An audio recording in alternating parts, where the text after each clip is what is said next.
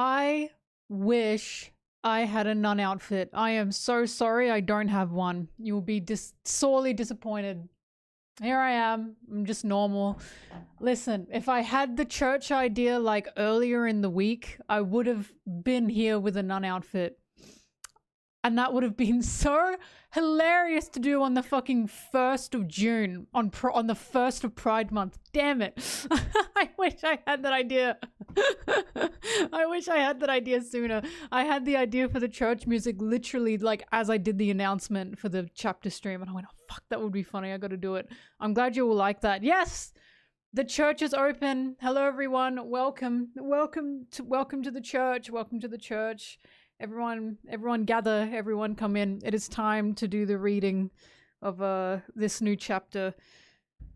This is a chapter for MelonTeee. That's the shit I like to hear. That is the shit I like to hear. I'm very excited. Praise be the holy text. Oh my god. Nika, what do you say? Nika shine upon you, or whatever the fuck, whatever. Hello everyone. I am going to enjoy. I mean, someone said, when has she not enjoyed it? And it's true. When have I not enjoyed it? It's not like hard to enjoy a One Piece chapter. At least not for me. I quite enjoy the things I'm reading, but you know, I don't know. Maybe I'm just full of whimsy. I'm not sure. Anyway, I'm gonna love this chapter for 3 different reasons. Okay, you've got me hooked. You've got me convinced. Avoided all spoilers. Everything. Don't know anything. Don't know what's gonna happen. I am very excited. Do we have a break? I always must ask this. Do we have a break coming up before I start reading? Does anyone know? Usually I check. I forgot. We do have a break. Okay. Sorry that the new chapter review video is taking so long, by the way, everyone. It's not because it's hard to edit. It's because I keep taking some days off, and I shouldn't be doing that. Oh no. Okay. I promise it'll be out soon. I promise it'll be out soon. I keep playing Mario Party, okay? I love Mario Party. And you know what? I will probably play Mario Party after this stream. After church is done, okay? We're having like a little church like games corner. Anyway, let us begin. Let us begin. Let us read chapter 1184. Oh! They changed Little Shonen Jump cover. Oh! Oh fuck, you guys can't see. Every time I do that. Howdy do, Look, boys! they changed it to the fucking God I Love Fishing Zoro cover. And the Jamiroquai Nami. That's beautiful. Alright. For a second, I thought they changed the banner. And I thought they listened to me. Because I got mad about it last time. Because every time I see it, I'm like, there's no Jinbei. Alright. First chapter of Pride Month. Let's go, everyone. Let us begin. Thank you for the subs, by the way. I appreciate it. 1184. We are starting now. Very excited. Very excited. Everyone's saying I'm going to love this one. And I can't wait to see why. Can't wait to see why.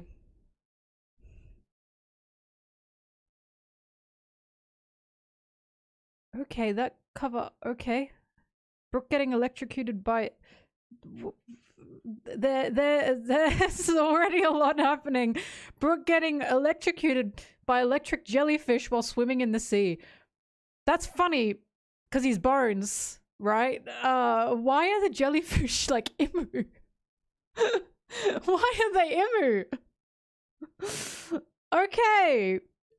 That's already great. And the title for this chapter is We're All Bones When We Die, which is incredibly ominous, mind you. So that's great. That's awesome. Imu has no bones. First Imu appearance on a cover. Well, I don't know if it is Imu, but I'm a little scared about it. The title is incredibly ominous. We'll begin. We'll begin. We'll read. I'll see what that means when I read.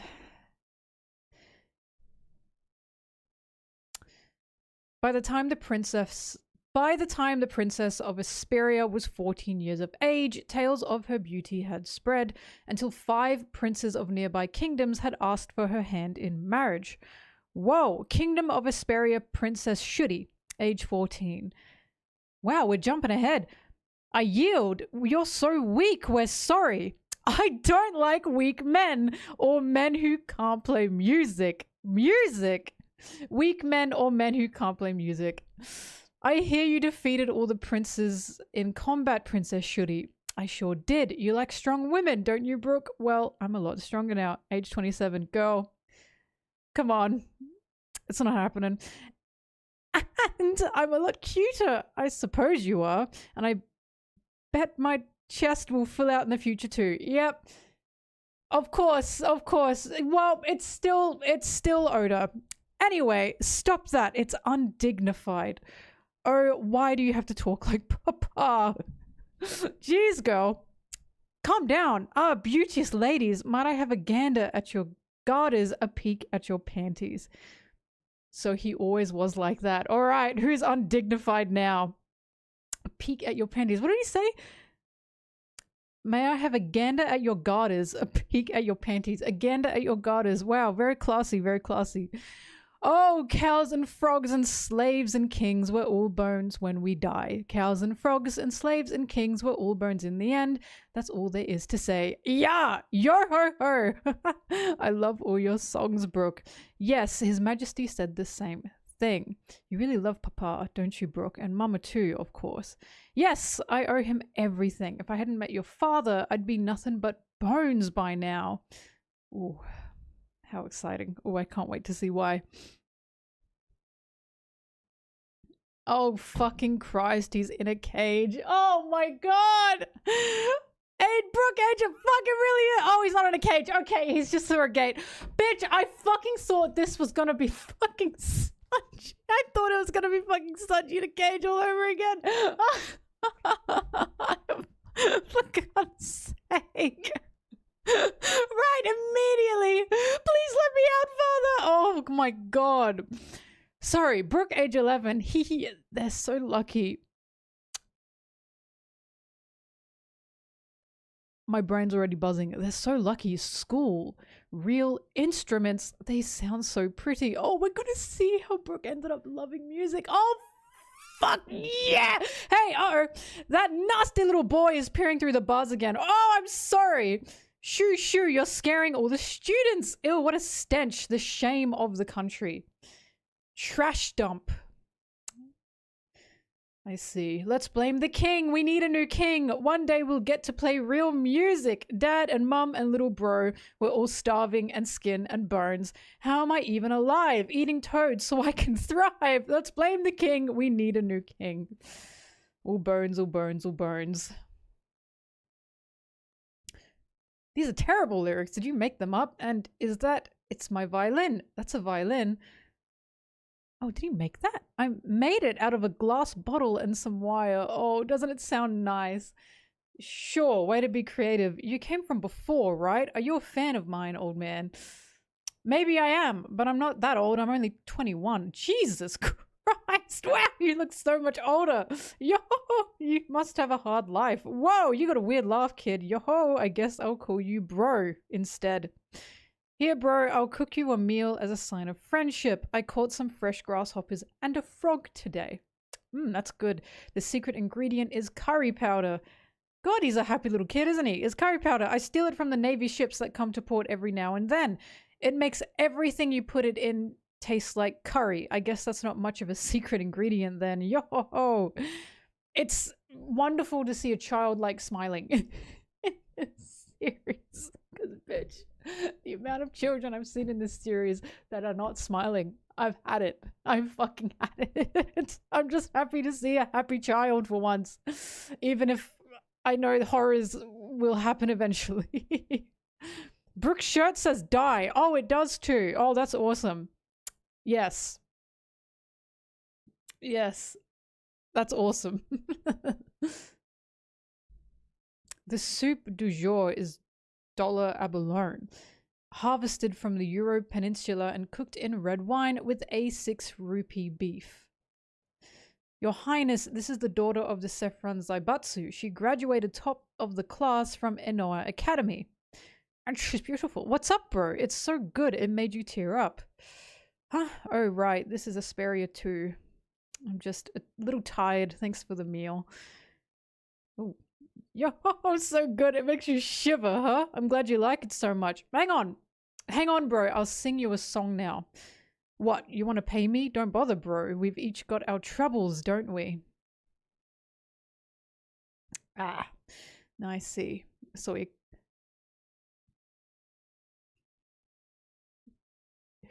just fucking glance down the page. And that better fucking not be what I think I'm seeing. Because if that's what I think I'm seeing, you guys know I'm gonna have words. I'm gonna have words, but I'll keep reading. One day, Esperia Celloport. It's a naval escort ship. Load the merchant ship with instruments. Be very careful, they're fragile. I don't know what you mean. You got the wrong guy. Don't lie to me, you little mule. Where's the powder the gangsters told you to carry? Where'd you hide it?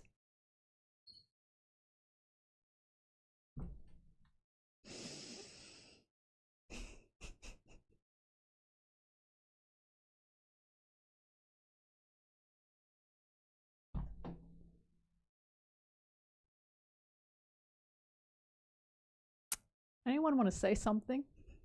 Anyone want to say something to me? Hmm?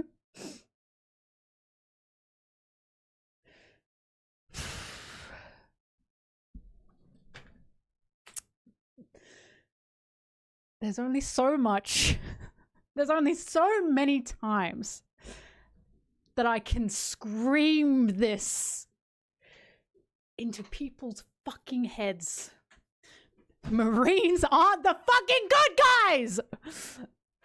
They're beating up an 11-year-old child!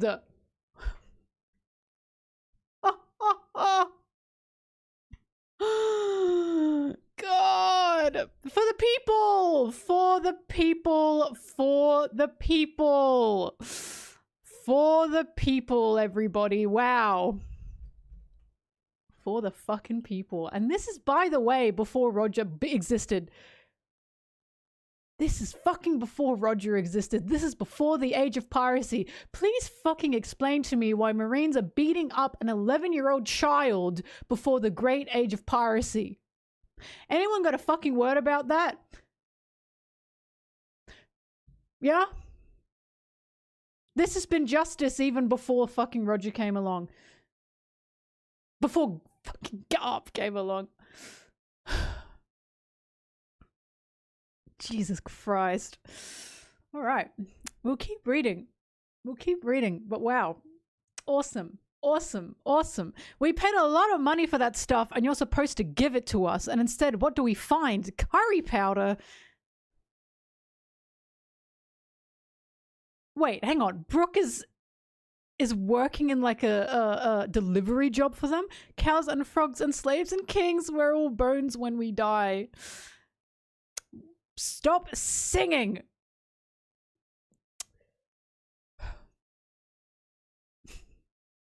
I just have so many things to say. I've got so many things to say. I've got so many things to say. Oh, it'll be over in a moment if I keep singing. So long, stray dogs. So long, bro. Either way, he's seen our faces. We gotta kill him and go after the king! Oh my god! How does it keep getting worse? Oh my god! Justice on our backs! Justice on our backs, baby! We're all bones when we die! Oh my god, Brooke, huh? Bro, Prince Reuven, that's how you say his name, right? Oh my god. Huh? Prince, I'm so glad you're all right, Brooke. Oh, so this is like his dad in a way. Big brother. Oh, that's his big bro. I'm so glad you're all right, Brooke. I don't know what I'd do with myself if you died. Step back, Your Highness. The battle convoy will handle the rest. Don't try to stop me. I'll do this myself.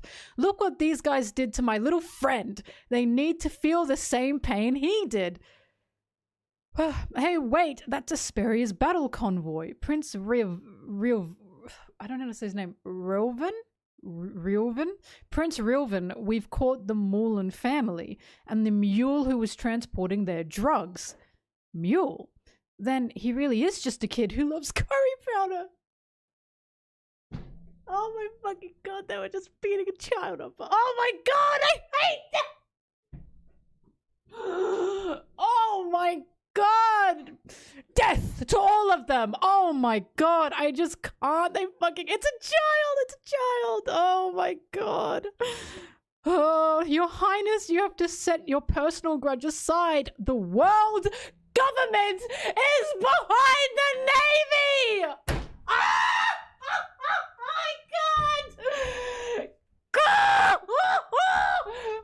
Finally, a fucking panel I can use to shut you bitches up! I'm sick of it! Oh my god, I'm sick of it! Shut up! Everyone shut up! I win!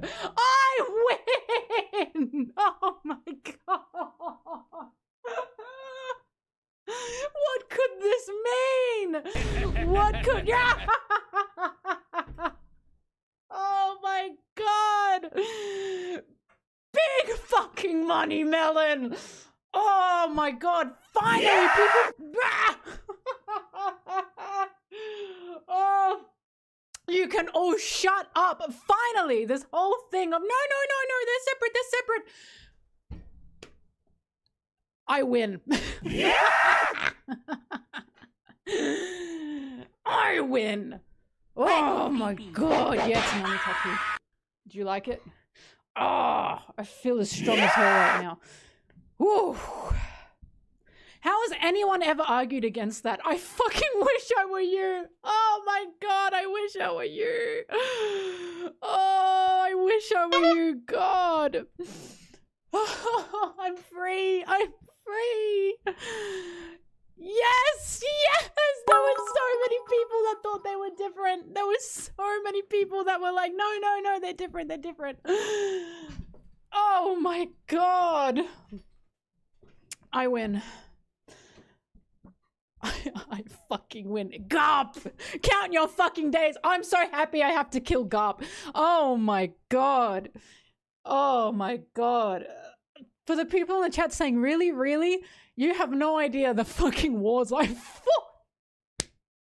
You have no idea the battles I've had to fight. The front lines that I've been on, you just don't understand. This is fucking revolutionary for me. You don't understand. Oh my god. Your Highness, you have to set your personal grudge aside. The world government is behind the Navy. If the government is backing this scum, then the world's truly coming to end. Right, Kendall? I am your trusted blade, Highness. I'll fight at your side. Wow, so she was his guard. Oh my god. Hey, stop. We're Navy. No, you're not. You're trash. Oh, this is beautiful. This is so beautiful. Oh my god. A chapter for me. This is for me. You're right. Whoever the fuck said this one was for Mel, you are so right. You are correct. Oh, it feels good. This shit feels so good. They're sword fighting. That's so cool. Hey, did you hear? Lady Kendall's done it again. She saved the kingdom from peril. I knew she'd have bitches. Oh, I knew she'd have bitches. How can she not? She saved the kingdom from peril. Oh. Oh, she's so beautiful. Asperia Palace. Are you awake now, Brooke? Oh, so little. I am not angry at you, Prince Rilvan. Kingdom of Asperia Battle Convoy Commander. Wow. Candle, I'm simply asking that you be more mindful of your royal position. God, her outfit is fucking awesome, isn't it? Yeah. Hey, Brooke, you're a prince, bro. Listen, I'm sorry, I didn't tell you. I wasn't trying to hide it. I just had too much fun hanging around you to ruin the good times. Also, don't you dare tell anyone about stealing that curry powder. Every time Prince Reuven went missing, we went into a panic trying to find him. Oh, those are different. He's whispering, don't tell anyone about stealing that curry powder. Okay, so they're saying every time the prince went missing, we went into a panic. Oh, wait. Oh, that was the end. I didn't know. I accidentally closed it. Wait, I saw. Okay. I never would have guessed he was passing the time with such an adorable little friend. Oh, I see. So the way Brooke is with Candle is the way Shooty is with Brooke. I see. So it's childhood crush to childhood. Like, it's like child, like, crushing and child like crushing on someone. I see it. I understand. Oh, I'm sorry. I didn't know your wounds were so deep. Nah, he's fine. Oh, right. He like nosebleed. Oh my God. Sunji moment. Nah, he's fine. Ignore him. More importantly, listen up. This guy's my favorite musician. Give him a room in the barracks and some real instruments to play and make it so he can attend school. Oh, we've got a new star in Asperia, huh? Oh, I love this guy. If we I'm fucked up. I love this guy. If we keep him around, life in the palace is gonna be way more fun. Oh, he got a sweet little life. And he got a big brother. And he got a crush. And he got put into music school. Oh, that was a really nice chapter. Oh my God. Wow.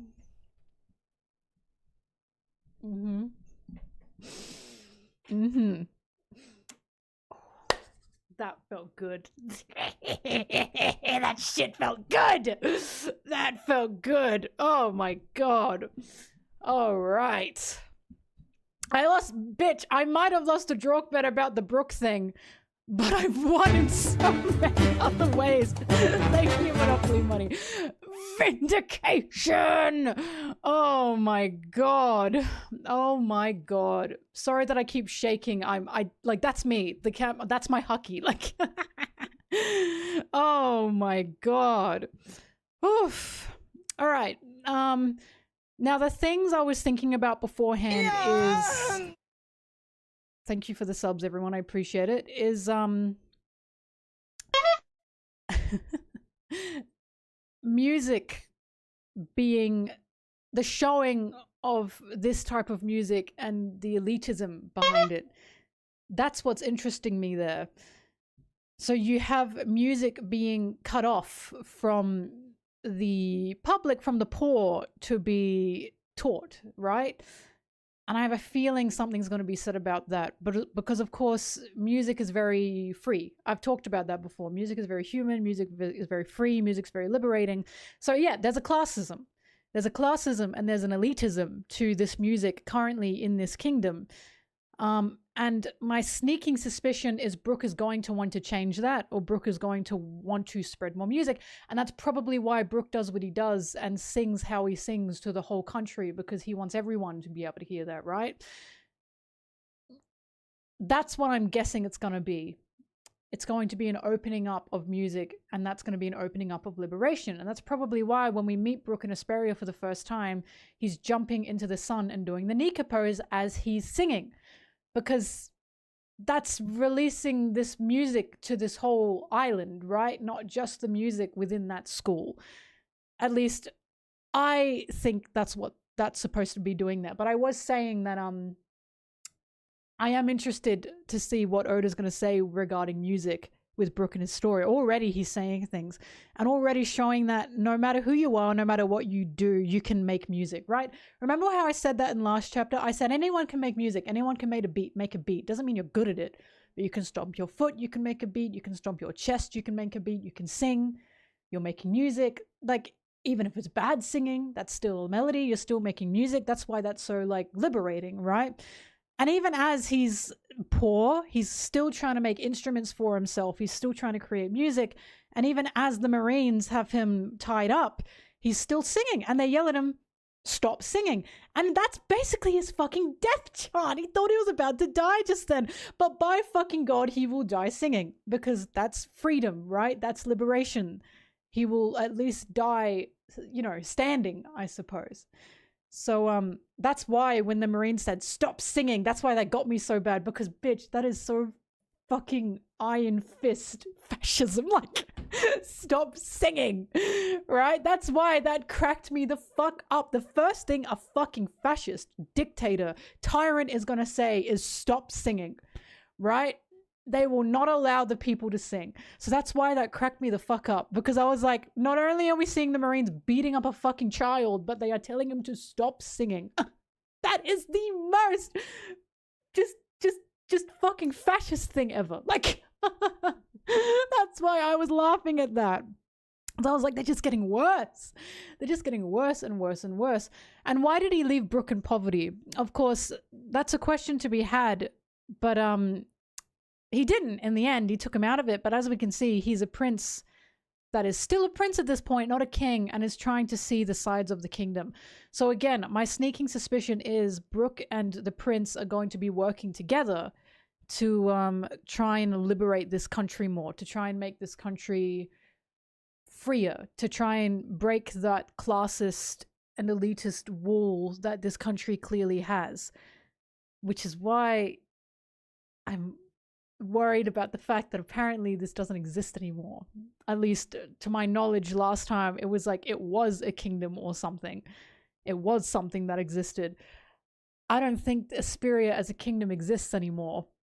And I think there are reasons for that. And I think one of the reasons is currently the prince is beefing with the world government because he fought the Navy. And guess what? The Navy is backed by the world government. Maybe that's one of the fucking reasons. So guess what? If you beef with the Navy, you're fucking beefing with the world government. You beef with the Marines, you're beefing with the world government. Oh, who fucking knew that? I did. Whoa, I know, that's crazy. Isn't that just fucking insane? So, what's probably going on here is the prince beefed with the fucking Marines, i.e. he's beefed with the world government, right?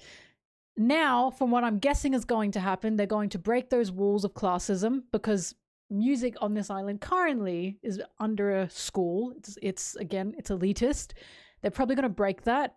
They're probably going to go against the world government continuously. And guess what? That cannot stand, because we know Imu exists. We know Imu is alive. So this is probably going to be a country that is about to fall to ruin, because it was everything that Imu didn't want them to be. Breaking down the fucking walls of classism, music for liberation, fighting with the world government.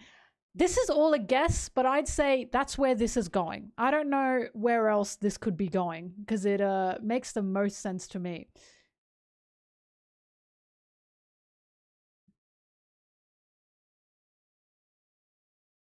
Hang on. Brooke is alone without family, and he's saying about family starving and him surviving by eating frogs. Oh, are you saying that his family died by starvation and he's eating frogs? Is that it?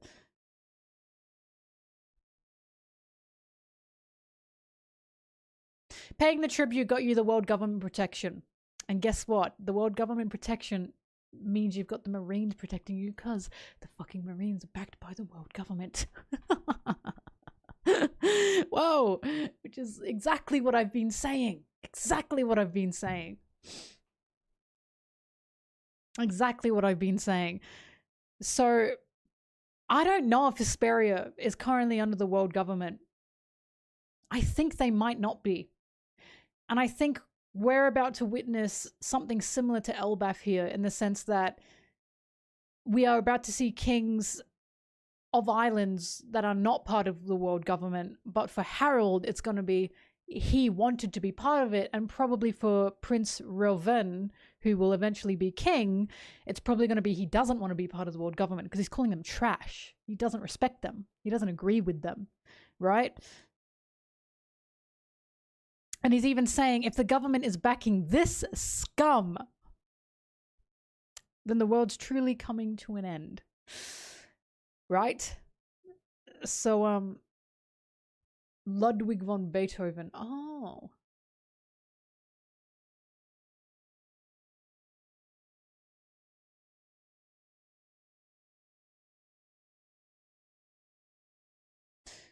But of course the world government, here's the thing, of course the world government's going to be part of this. And do you know why they're going to be part of this? Because that's currently a theme happening in Elbaf right now.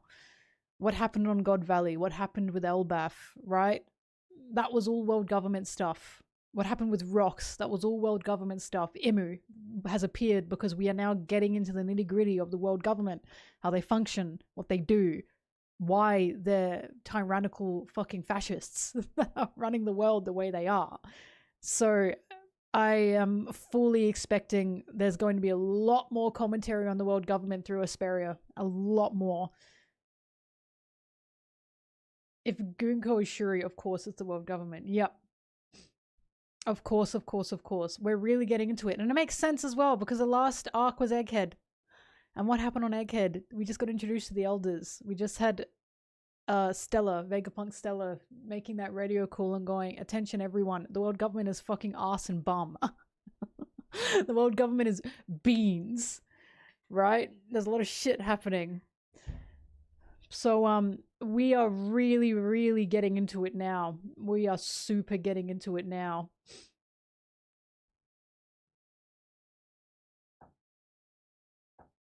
The powder being traded, I'm not sure. I'm not sure what to think about that one. That one's got me at a miss.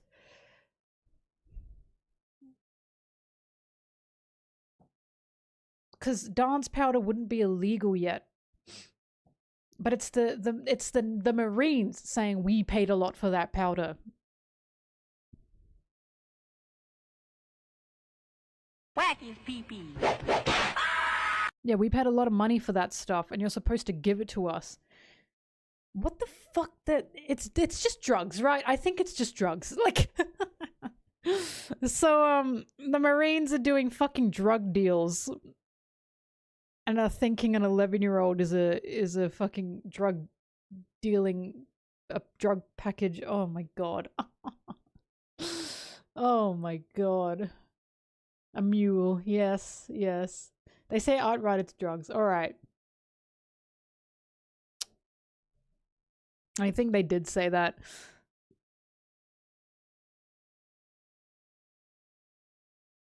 Yep. We're definitely going to be seeing a lot of changes in the Kingdom of Asperia.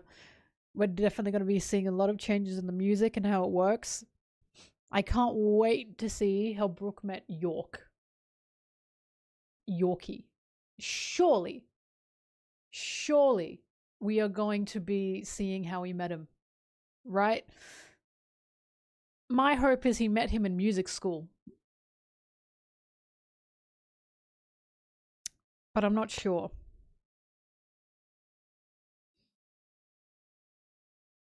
Post-Asperia stuff, you think? You don't think they were from the same island? I think they were from the same island. I think they were both from Asperia. And I think that because they were all musical. The whole ship was musical. Everyone. Every single one of them. And it makes sense that they would all come from Asperia.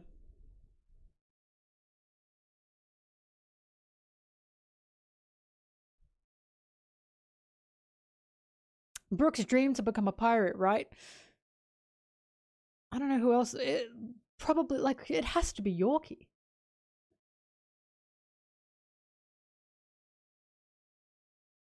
Yeah, next chapter we're probably going to jump forward in the flashback. I'd be surprised if... Well, maybe not. I can see it being a, as the years pass, this happened type of deal.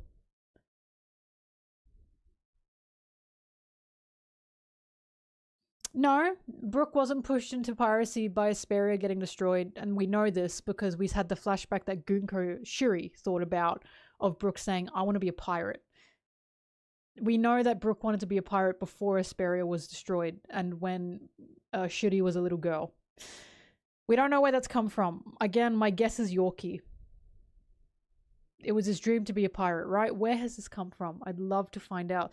I'd love to see what pushes someone to be a pirate before Gold D. Roger. That's what I'm really curious about. Remember, this is before the age of pirates.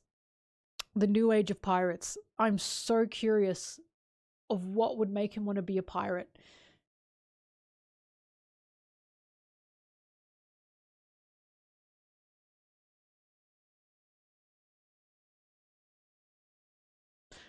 Shuri and Gunko, listen, they're the same person. And this is the best way I can put this. Gunko is her slave name. That's very clear, right? They're the same person, it's just Shuri brainwashed. That seems quite clear to me. She's called Gunko because she's basically been branded by the world government.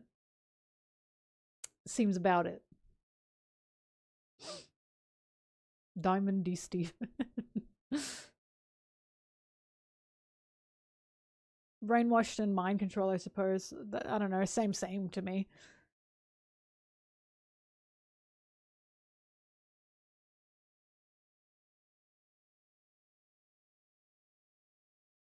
I'm gonna guess Imu's come here. Holy Knights will probably be the reason for the Asperia's downfall because Brook knew who the Holy Knights were. Like, he knew what they were.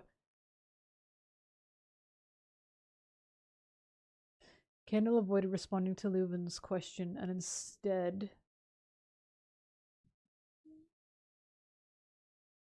called herself Trusted Blade, which is very similar to Gunko being the devoted blade of Imu. I don't know where her allegiance stands, but it seems whatever happens with Shuri will start from her. I totally trust Kendall. I'm not sure why. I saw some people going, I don't trust her at all. I'm not sure why you wouldn't. There's nothing to indicate that she is any kind of traitor. She seems very loyal to her country, very loyal to her king, to her prince, to the point that she married him, mind you, and had a child with him. Highly fucking down. I was gonna say, I just think she's strong and people are questioning it. She's not gonna be any kind of traitor because, like, I'd be doubtful of that. Now listen, I can see why some people might think that, and I think the reason some people might think that is because of what Figerland Garling did to the one lady on God Valley, right? Shanks and Shamrock's mum. But for now, to me, there's nothing to doubt here. I think she was born in Asperia. I think she's loyal to Asperia. I don't think she's of any of the Holy Knight ranks.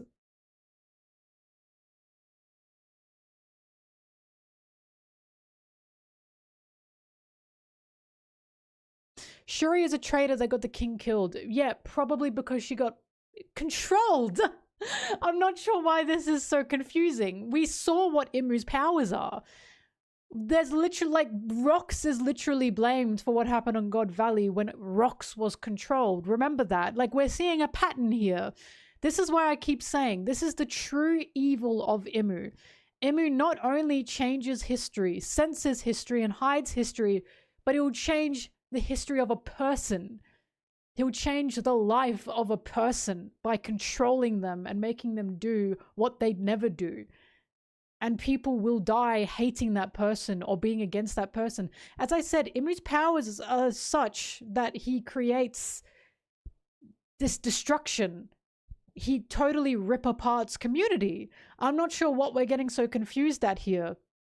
The reason I don't see any betrayal in anyone here is because Imu's going to create that.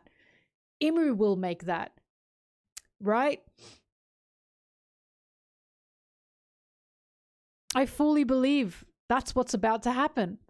I think what we're about to see is Candle protecting the king, protecting Asperia, dying by doing that, and her child being brainwashed and controlled to kill her father.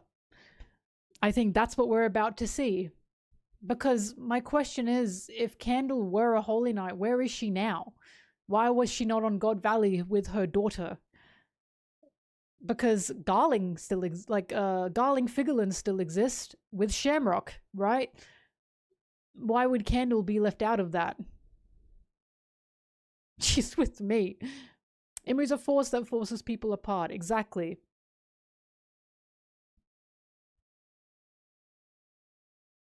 Die of old age or combat. How can you die of old age or combat as a Holy Knight? Think about that.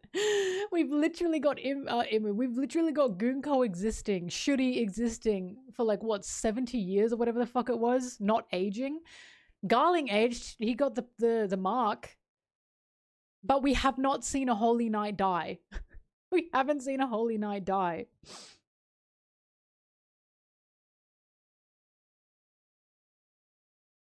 At least we haven't seen it yet.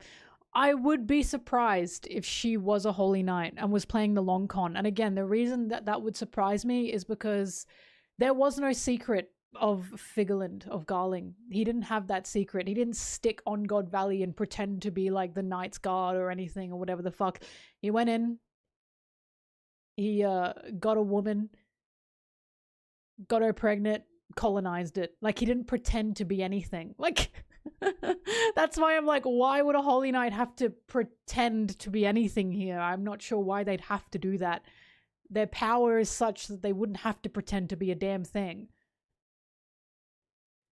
I'm not sure. I'm just seeing a bit of a disconnect here. I don't like, if all I'm saying is if she is an undercover Holy Knight, I better get a reason why she's undercover. Because there's just been no reason that a Holy Knight has had to be undercover. They're incredibly powerful.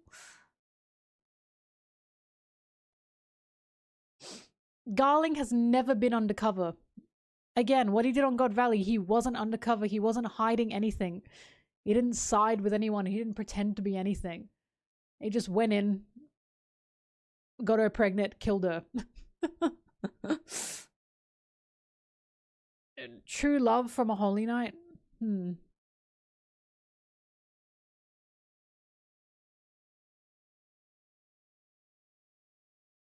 They're too prideful to be undercover. They just don't have to be, is what gets me. There's just no need for them to be. Because I'll tell you what, if Imu did think someone was a Davy, he'd just kill them. Like, that's what gets me. What's the hush-hush secret? We're gonna find out who. I just think he'd kill them. Right? Unless he had some kind of attachment to them, he'd just kill them.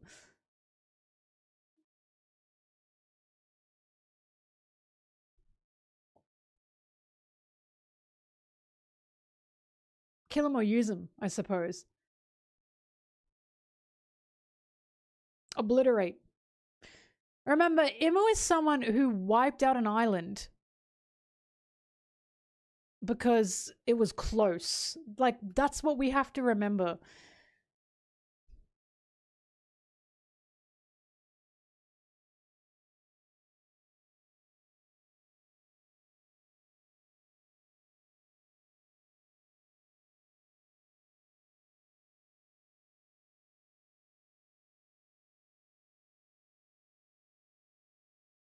I don't know. For now, I'm not subscribing to her being a Holy Knight. For now, I see it as she is just the Kingdom of Asperia's battle convoy, Commander Candle. Because again, I just don't know why she'd be undercover. Like, I just don't know why she'd be the battle convoy for the Kingdom of Asperia and pretend to not be a Holy Knight. I'm just not sure about why she'd do that. I just don't think she's a Holy Knight. I just think there's a suspicion of it because we've seen the Holy Knights before.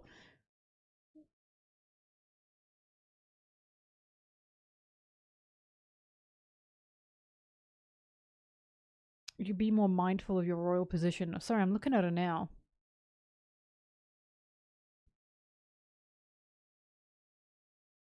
My thing with the betrayal moment is what I am believing now is any kind of betrayal moment that we get is going to be Imu. It's going to be Imu related.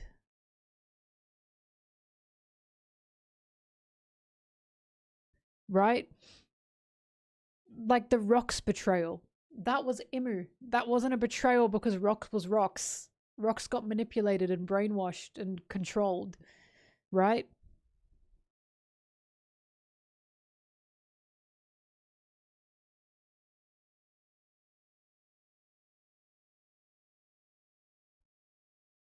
Her age isn't mentioned. I guess that much is true. But is this going to be a case of Oda forgot to put it in? He's done that before. He tricked me with that. He got me with that.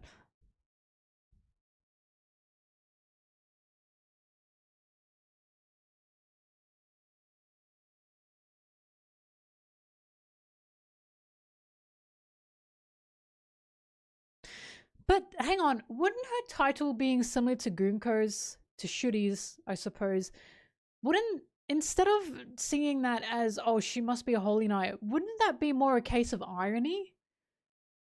Of Imu just being disgusting? Like taking the daughter of this woman and turning her into a mind-controlled, brainwashed sword for the world government? The world government in which her own father called trash? Like, I see that more as a dramatic irony than I see that as a foreshadowing, personally. So I can see why there might be a confusion. I see that as Imu just being disgusting, personally. The connection Kendall has to Mihawk. What connection does she have to Mihawk? What did I miss? Hang on, what? What Mihawk connection?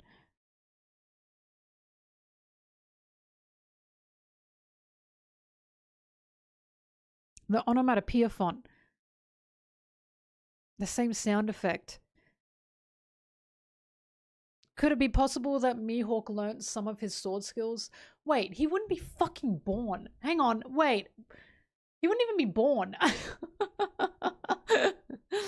Yeah, I think that just might be sword. But I guess we'll see.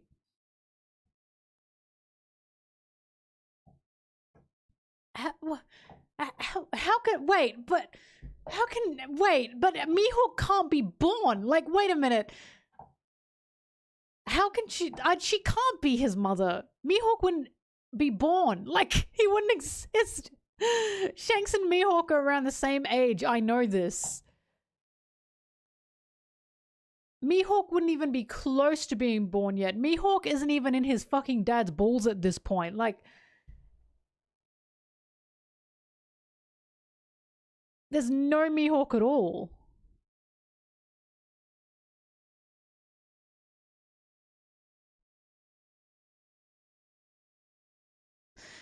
It could be that this is a sword technique that's been carried down that Mihawk somehow got a hold of. That could be possible.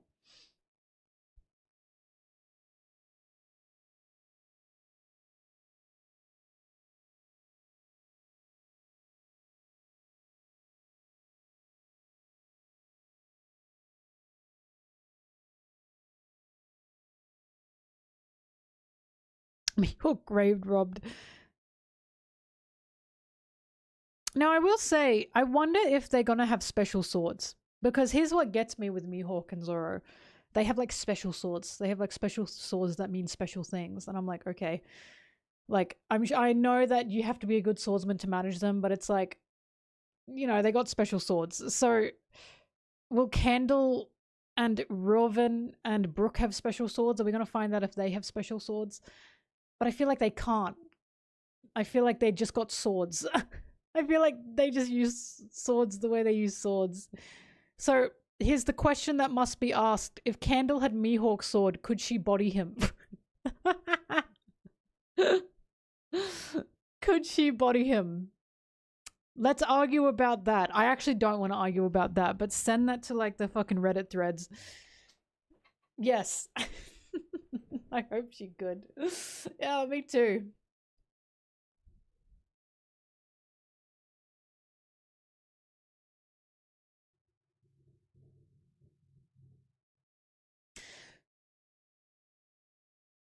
No, she's not evil.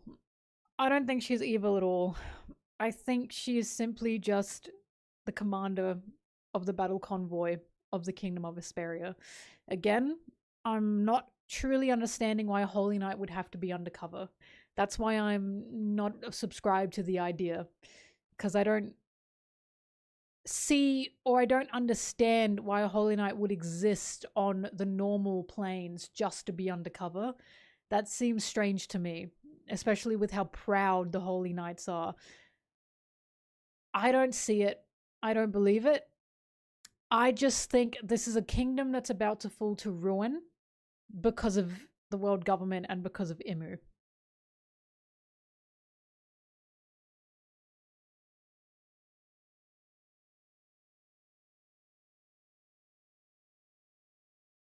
To gather something you only get by being trusted. I don't think a Holy Knight would do that though. I don't think that would be the job of a Holy Knight. That's what's getting me. I would be genuinely shocked to find out if a Holy Knight was willingly living on the normal world that they hate, by the way. They hate it down there, just to gather information. I just think they're too powerful for that. I really don't think they'd care to do that. I don't think that would be their job. What if it's a case of bribery? Hey, you get a saint title and family induction if you destroy your country. But I don't think it's going to be her. Otherwise, wouldn't she still be alive? Like, that's what's getting me. Like, we haven't seen Candle. We haven't seen anyone who even looks close to Candle. And we know that the Holy Knights can gain that immortality. I know they can age, but we know that they can gain that immortality. I think, listen, if the theory is true, I'll take, of course, obviously I'm wrong. But at this point in time, I just think she's just a powerful commander in the Kingdom of Vesperia. And a lot of people are like, there's got to be something more to this. I don't think there is. I think she is just someone who loves her kingdom and married the prince who loved her. Why would Imu not have Candle instead of Shuri? That's what I'm saying. What I'm seeing this as, this is just going to be a kingdom that's going to be totally destroyed. And Shuri is going to be stolen and basically put through the fucking grinder. Like the blender. She's going to be put into slavery, basically. Like, this is a kingdom that probably defied the world government. And that Imu hated. And will destroy it. Like, we've literally got the king saying, you're trash. And not liking the world government. Right? That's what's getting me.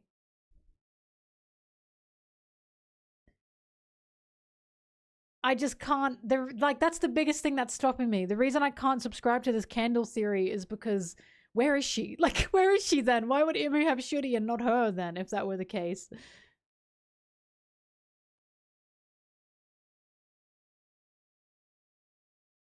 No, I don't. No, I think Candle's dead. I think Candle died protecting her kingdom, and I think Shuri got controlled to kill her father. Right? And then Shuri got kidnapped.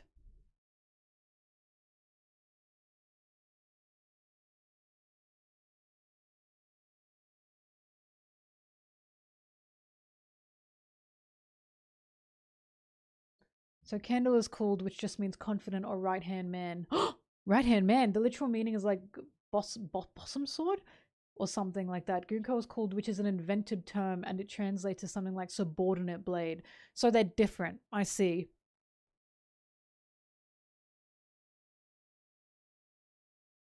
So they are different.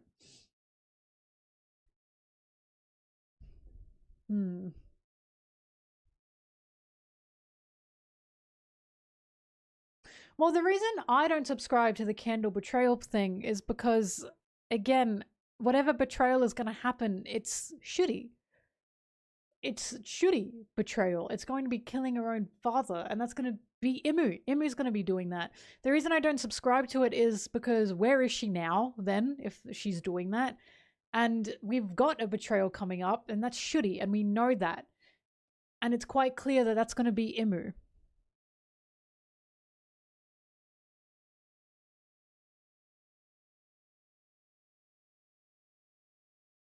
It's a vice captain. Indeed, indeed. Anyway, we'll just have to see. Candle is drawn from Oscar from the Rose of Versailles, but even there, I wouldn't even. But Oda messing with expectations. But I don't have this expectation. I just didn't think of that at all. I had no suspicion of her being a holy knight. Like from the get-go, I just thought, yep, this is just a woman who loves her country and is fighting alongside the prince as her bodyguard, basically, as his bodyguard, basically, and then they fall in love and they get married and everything. Once again, I'm not sure why a holy knight would go undercover. I just don't know why that would happen. Like, there better be a reason for it, is all I'm saying. I just think they're too proud and they're too powerful to do that. Oh, the first few pages with the whole blah blah blah. Unfortunately, I've been around this, Ben. It's just, this is just men writing, you know, and like unfortunately I just went, yeah. Yeah, like I'm not seeing it as anything hyper creepy by any means, because Brooke's not like reciprocating. I just see it as a child having a crush on an older figure in the same way Brooke's got a crush on an older figure too. I don't see it as incredibly creepy by any means, as long as it's not reciprocated. Because kids having crushes is normal. It's incredibly normal. So I'm not creeped out by that. Shuri adores Brooke like how Brooke adored Candle. That's exactly it. That's exactly it. That's why I was like, ah.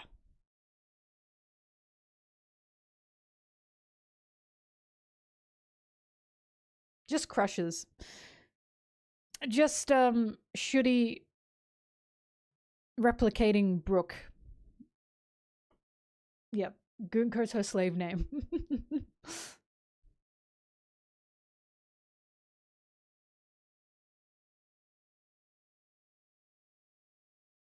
Date some of your own age. I mean, it's as normal as can be. It's incredibly normal for kids to have crushes on older figures. Again, it's just about not being a fucking creep and not reciprocating. Hence why, you know, Brooke is going, you know, stop it. Like, stop it. I wasn't exactly thrown off. I was like, yeah.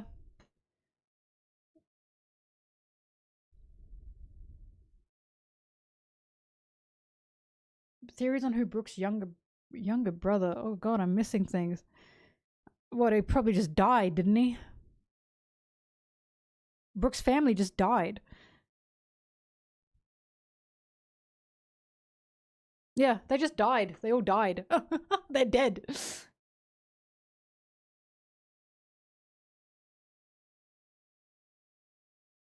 It was the frog. But also, Brooke singing "We Need a New King, We Need a New King," and that new king is about to be Reuven. Reuven? I don't know how to say his name. Because currently he's the prince, he's not the king. So he's about to become the new king. And things are gonna change.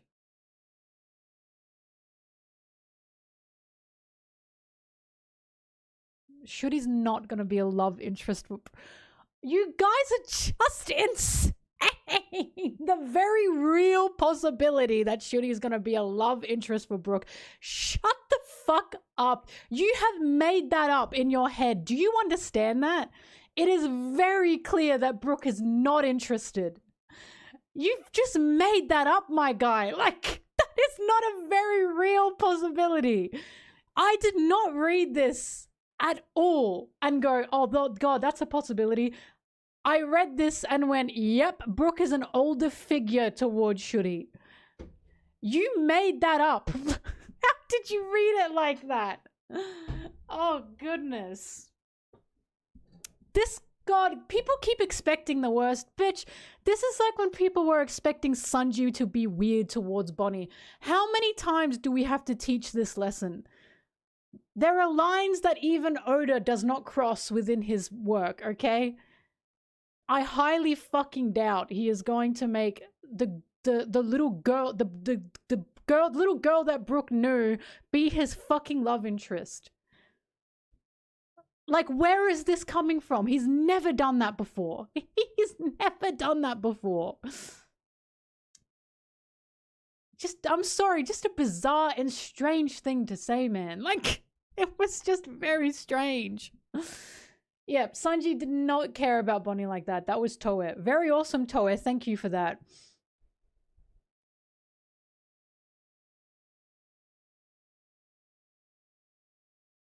She'll be his adopted daughter. That's exactly how I read it. They're gonna be family, right? Because currently all they have are each other and Laboon. It's gonna be, if they manage to save her, which I hope they do, they're going to be family. It's not gonna be anything weird like that. Sorry, just a very strange thing to say. Very strange thing to say. If she survives, yeah. I'll never forget when Egghead was happening and people kept expecting the worst of Sanji, and I kept saying, that's not gonna happen. You wanna know how I know that's not gonna happen? Because he's never written that before. He's never written that before. He's never, ever, ever written that before. So I was like, you guys have got to stop.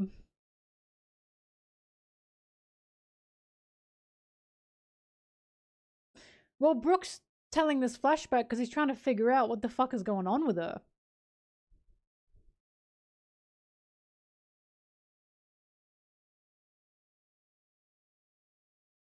Should he meet your brother Laboon? Exactly! If Shuri survives, she'll have a dad in Brooke and a brother in Laboon. Exactly. I think Candle's dead. I just think she's dead. I think anyone who are not the Rumbar pirates, I think Asperia is gone. I think the king's dead, clearly dead. Candle's dead. They're dead. I think they're dead, dead, dead, dead, dead. They're bones. We're all bones when we die. Dead, dead, dead, dead, dead. I think they're all dead. All of them. Except for the Rumbar pirates.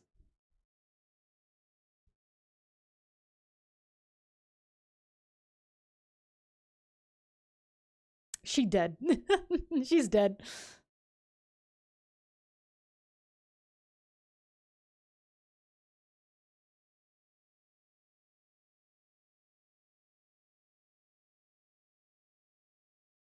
Yorkie's infected group might be alive.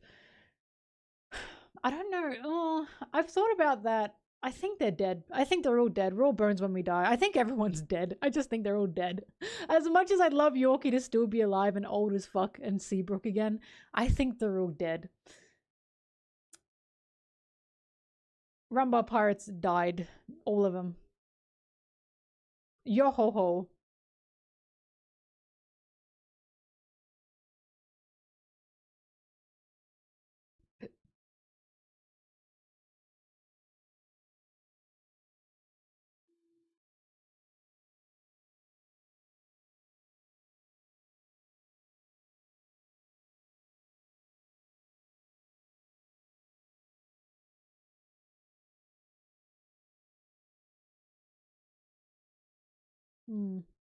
Sorry, I'm reading all the comments.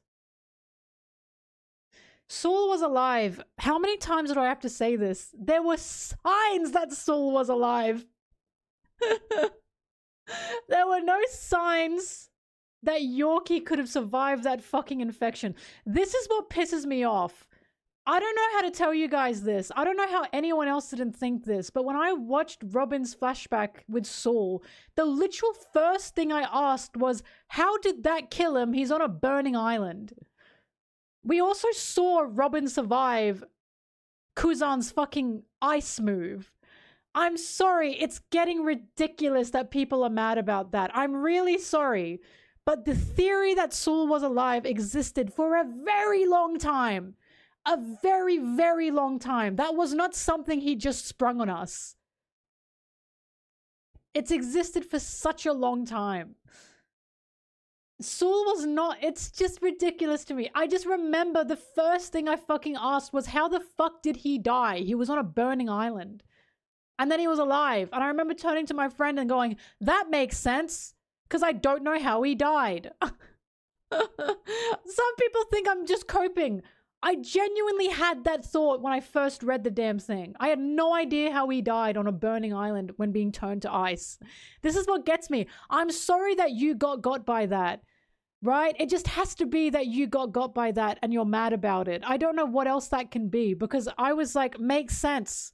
I don't know how he died in that. That and Kuzan was his friend, and we saw Robin survive that move. I don't know. We just, at this point, I'm being genuine. Just get over it. Just get over it. I didn't at all flinch. Like, I was excited when Saul was alive. And I wasn't like, how? Everything was there to line up to make sense. It was bizarre to me that people got really mad about that. When it comes to Yorkie, I'd be shocked if he were alive because he was fucking sick. He had like the plague. I'd be surprised if he survived that.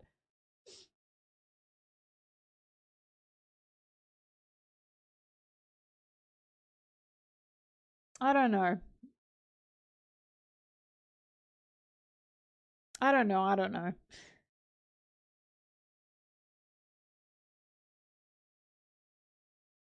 Sailing to the Calm Belt with a plague. Sick as hell. Sick as hell. I mean, if he did survive that plague, he'd be dead again. Like, he'd be dead twice, I think.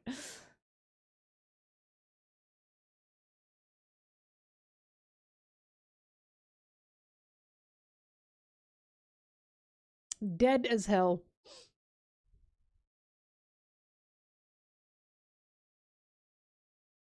How old would Yorkie be? How old is Brooke? He's like 90? Yeah.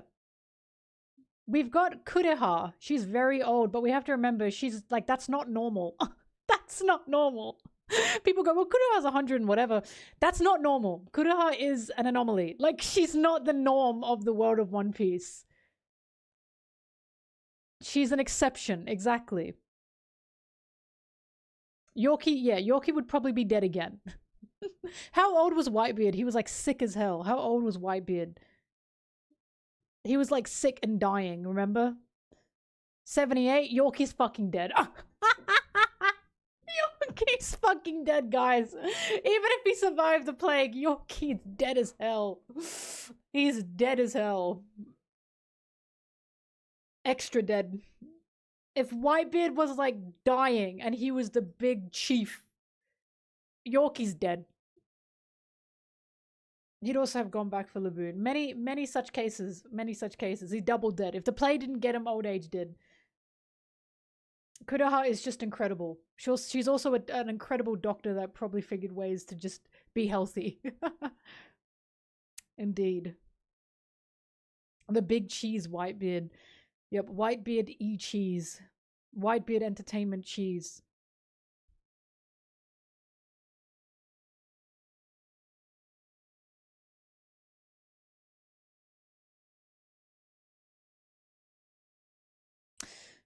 I'm not sure if Oda said that, but I think he only said that. I'd need the context. And my assumed context is he was asked about Kureha.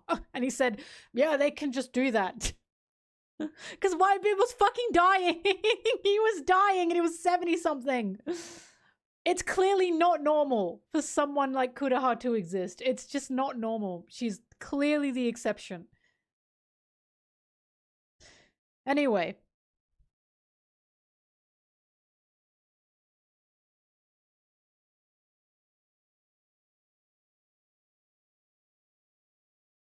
Whitebeard was sick. It's true. Whitebeard was sick. And we do have old farts that are still kicking. But Garp and Sengoku are not 90. They're not like 98 years old.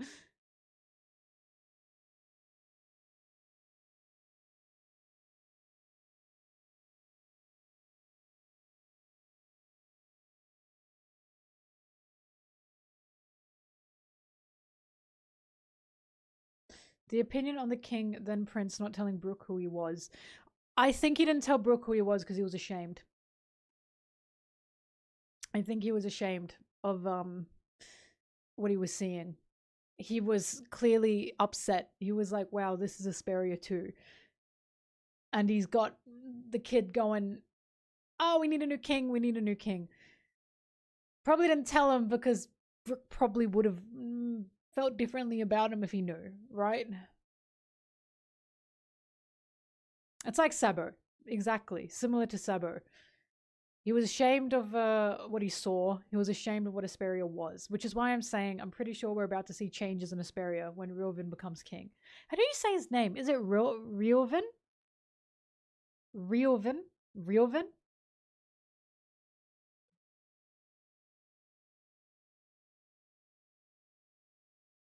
Reuven? That's how you say it? Reuven. Oh, that's easier. Reuven. It's not a tongue twister. Reuven. Okay, I like that. That's a lot easier. Beethoven. Reuven.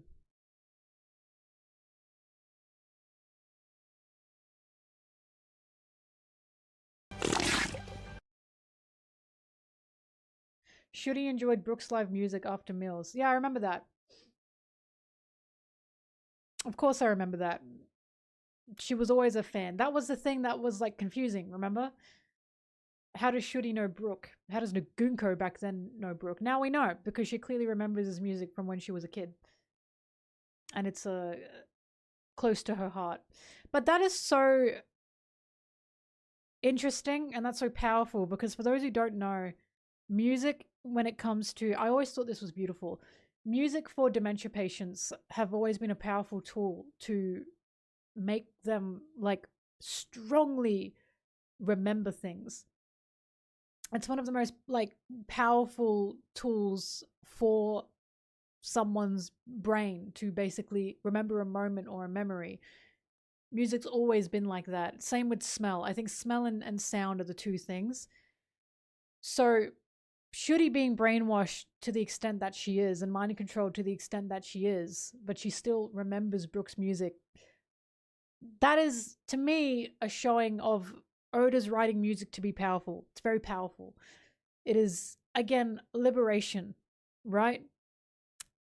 And that's why Asperia interests me so, because this is literally a land of music. So I can't wait to see what he's gonna keep saying with it. Already it's been interesting with the elitism that we're seeing among the music schools here. And again, we're about to probably see that get changed.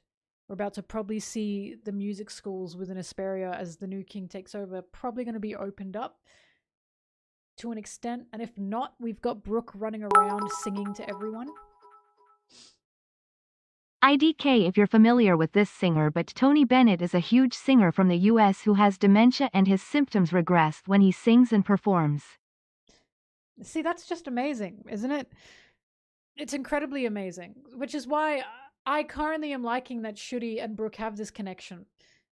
Because if you're going to break anyone out of Imru's mind control with music, is a fantastic move, especially when Nika, Joy Boy, has the drums of liberation, right? Hence again, why I have a sneaking suspicion that Imru's about to take this shit out. And I think I know why. Because he's a fucking dictator, tyrant, fascist. And can't be singing.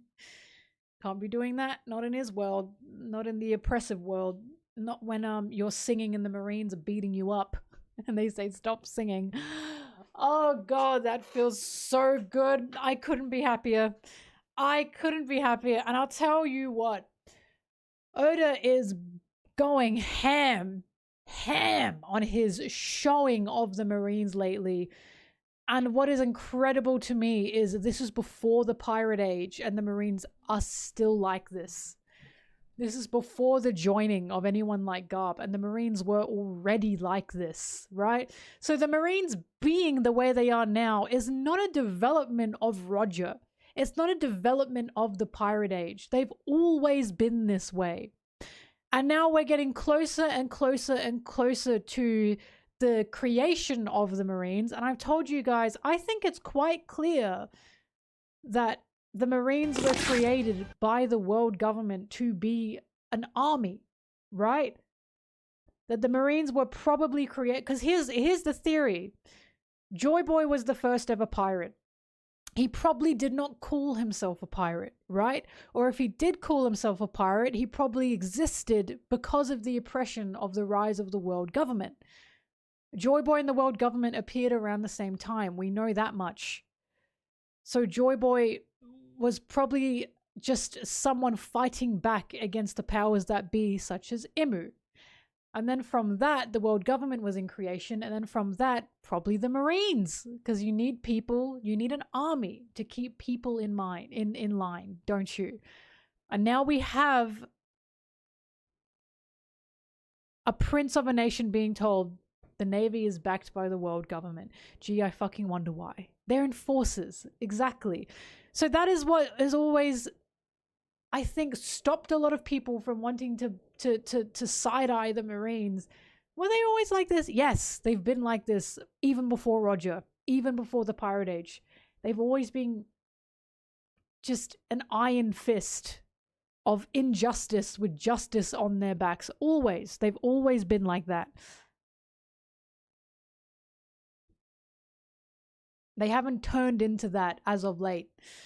Hence why we're saying the roots of the Marines have been rotten to the fucking core. This isn't something that Akainu has done. This isn't something that a current higher up has done. They've always been this fucking rotten. And that's why when we now go back to like God Valley and we see what Garp was going through and we see what Dragon was going through and we see Garp going, I can't because of the fucking rough and tumble, and we see Dragon saying to his own dad, you fucking disgust me. It's not a recent development. They've always been rotten. Brooke making new violins from scrap reminds me how in real life turntables as used in hip hop was born of a lack of access to instruments. I love the likeness to real world culture and art. That is beautiful, isn't it? I feel like there's many instruments that were created due to a lack of access to instruments. I can't think of any now. But I know that a lot of history of instruments is the fact that a lot of people couldn't get their hands on them because they were just incredibly expensive.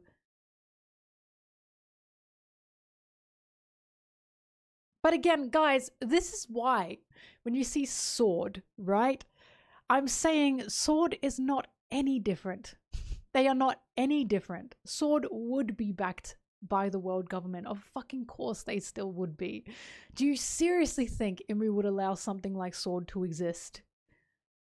Now that we have this full confirmation that they're backed by the world government. Right?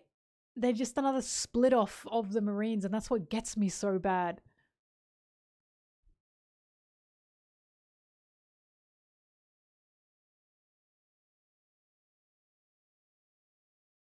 Oh fuck, rattle spoons.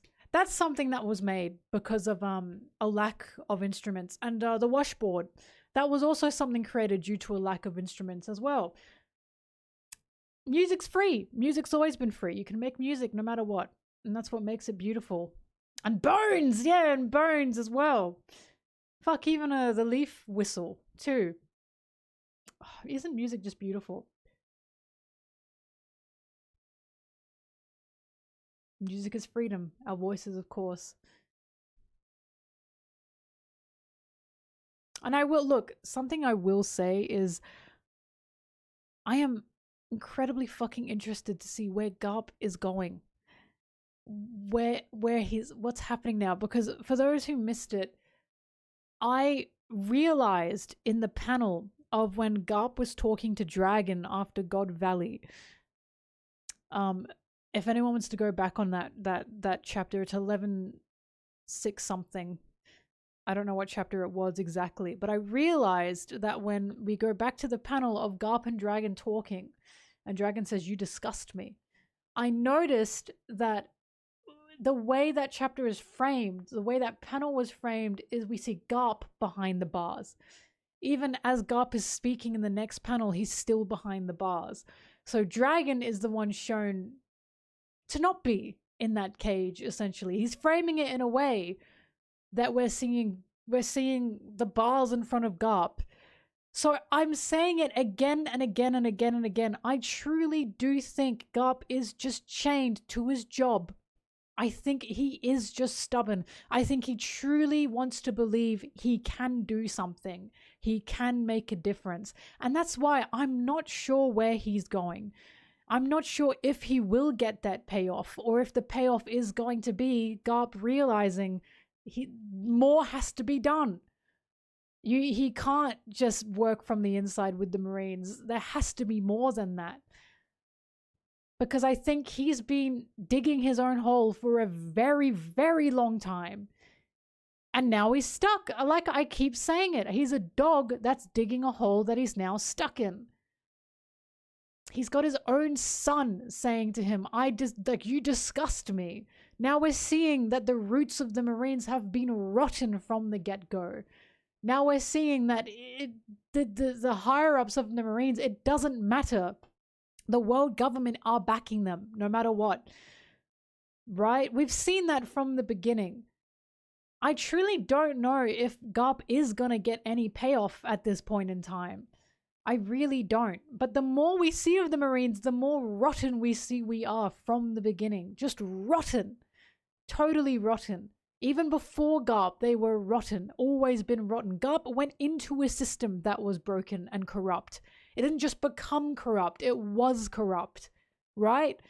And I think that makes a difference. I think this has really reshaped how I think people should be looking at the Marines and looking at what Garp wants to do to it.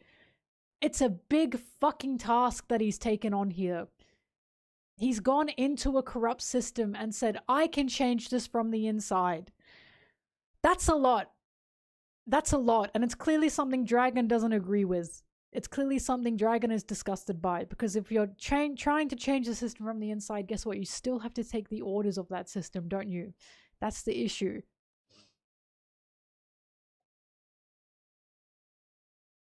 The hunt was before the age of piracy. Yep. Indeed.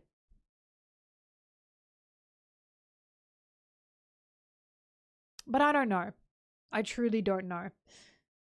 Garp has been chained to his uniform for a very long time, but I noticed only recently that framing, that physical framing, the panel framing of Garp talking to Dragon. And again, the more I see it, the more I am so convinced that Oda is trying to show us that Garp is just stuck.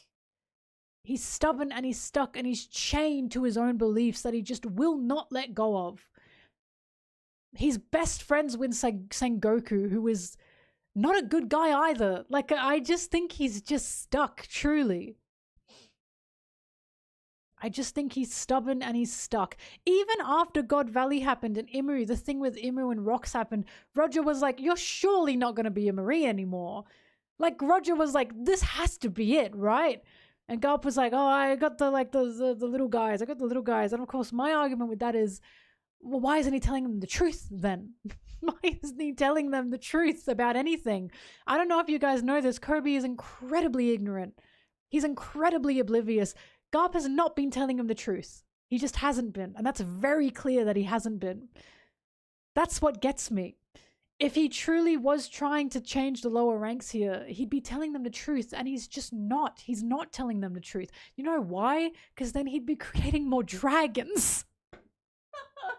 He'd be creating more dragons, and I think he knows that. And he was frustrated at his son becoming a revolutionary. He was frustrated. He said, I can't believe my son's a damn revolutionary. And we don't know if they still talk, mind you. The closest that we know is Dragon gave Luffy to Garp. But I stand by, he didn't do that because he trusts Garp. He did that because he had no one else he could give his son to. Who else was Dragon's friends with? Who else could he possibly give Luffy to? All of Dragon's friends are fucking criminals, except for Garp. Right? And he knew he couldn't keep Luffy with him, or Luffy would be in danger. He'd be at risk, right? We know that because Oda even fucking said that and said, think about it. Think about why Dragon couldn't keep Luffy. He's the most wanted man in the world, right? Of course. The whole thing of Garp in Water 7 saying, Dragon told me, again, that's actually a translation that is a lot more vague. He doesn't actually directly say Dragon told me. He said, I was told that you saw your dad. As in, there's no actually real indication that Dragon specifically said that to him. There's more of an indication that someone told him that he saw Dragon, and it was probably Smoker, because Smoker saw Dragon there, right? Smoker recognized that that was Dragon.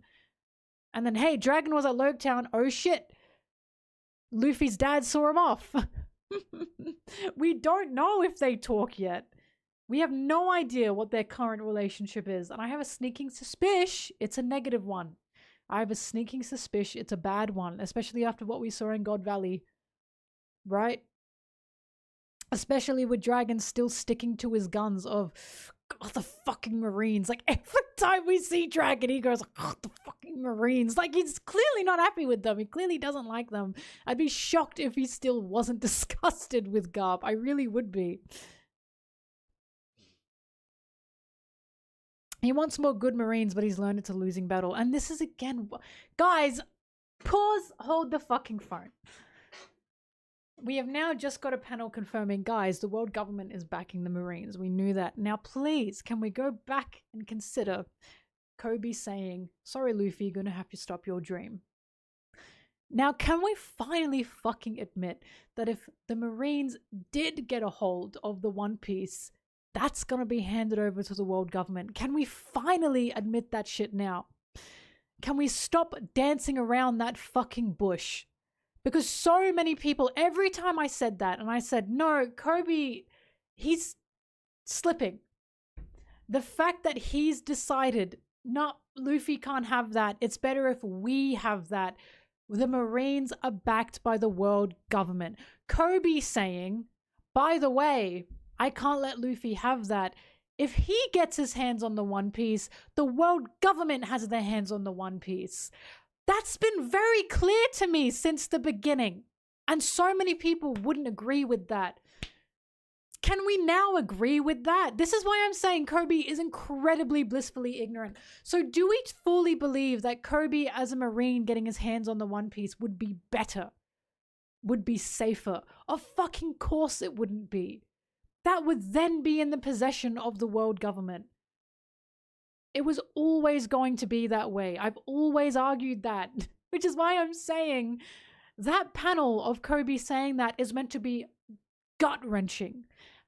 That's why it's framed the way it is, of Kobe looking fucking directly at us on that blank panel behind him, and the words are bolded because it's meant to be, oh fuck. Kobe is starting to slip.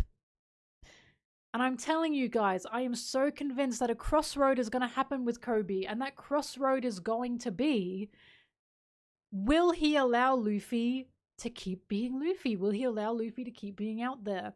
Because the environment that Kobe is in, the uniform that Kobe wears, is telling him Luffy shouldn't exist. Luffy can't exist. Luffy needs to be stopped. Now Kobe is even saying, Luffy, I gotta stop you. He's actively said that about Luffy's dream now, right? The dream, mind you, that if Luffy didn't have, Kobe wouldn't be where he is. I think that's very fucking important. I think that's incredibly important. Kobe is saying, I have to stop the dream Luffy has, the dream of which is why I'm here, mind you. I've said for a very long time, that's a very important point, right? So, I think Kobe will face a crossroad of seeing Luffy and having to decide, is it better for Kobe to allow Luffy to be out there to exist, to have his dream, or is it better for Kobe to follow the uniform, to follow the Marines' justice, and to stop Luffy and to stop his dream? That's the crossroad that Kobe, I am convinced, is going to have to face. What's he going to do? Of course, I'm hoping that he allows Luffy to do what he wants. I'm hoping that he allows Luffy to chase his dream, because that's going to be liberation. But currently, what Kobe is doing is not liberation. Currently, what Kobe is doing is iron-fisted. The same way all the Marines function, the same way the Marines have been functioning for a very long time. That's why when Kobe said what he said, I went, oh. Because he's slipping into the system that the Marines have constantly pushed. The ideas and beliefs that the Marines have constantly pushed for a very, very long time. A very long time.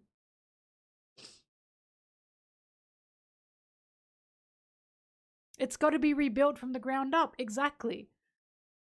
I believe that Kobe can bear the fruits of what Garp has been trying to do, right? I believe he can. But currently it's not looking good. Again, that's supposed to be a shocking moment of Kobe saying that. That's meant to be shocking. That's why, again, I gasped when he said that. Because I went, oh. Because guess what? I don't think Smoker would fucking say that. Smoker had that moment. Don't forget, Smoker had that moment. And Smoker had that moment in Alabasta. And that changed everything Smoker knew. Everything. He had to face himself in Alabasta. He had to look at Luffy and realize it's not us versus them. It's never been us versus them. That's why Smoker interests me so greatly. I don't know what Smoker's going to do. I don't know where Smoker's going to end up. But Smoker is one of the only Marines that is truly different. Like, he's truly functioning on a different wavelength, right? Kuzan as well has hit that. He hit that too. Why do you think Kuzan had a fight with Akainu? Fujitora was recruited. That's why Fujitora is different. Smoker is still sticking with the Navy. That's why he interests me. I don't know what the fuck Smoker's doing. I truly don't know. He's got something right now. I don't know what he's got. I have no idea what he's got. But I think if there's any chance of any Marine joining the Revs, it's Smoker at this point in time. Fujitora to me is, yeah. Fujitora never even wanted to, like, he was not recruited. Oh no, he was recruited. That's drafted. He was drafted. Fujitora was drafted. He's just here because they told him to be here, and he's like, what the fuck? That's why Fujitora saw the shit in Mary Joie and went, no, I'm not doing this. This is fucked up. He wasn't willingly in the Marines. I am so interested in what Smoker's gonna be. I'm really interested in what Smoker's doing.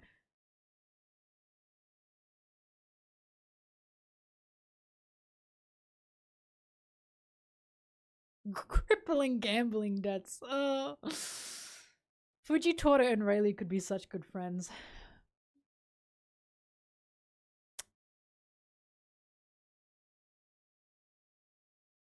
All of them had their God Valley. That's what gets me. That's just what gets me.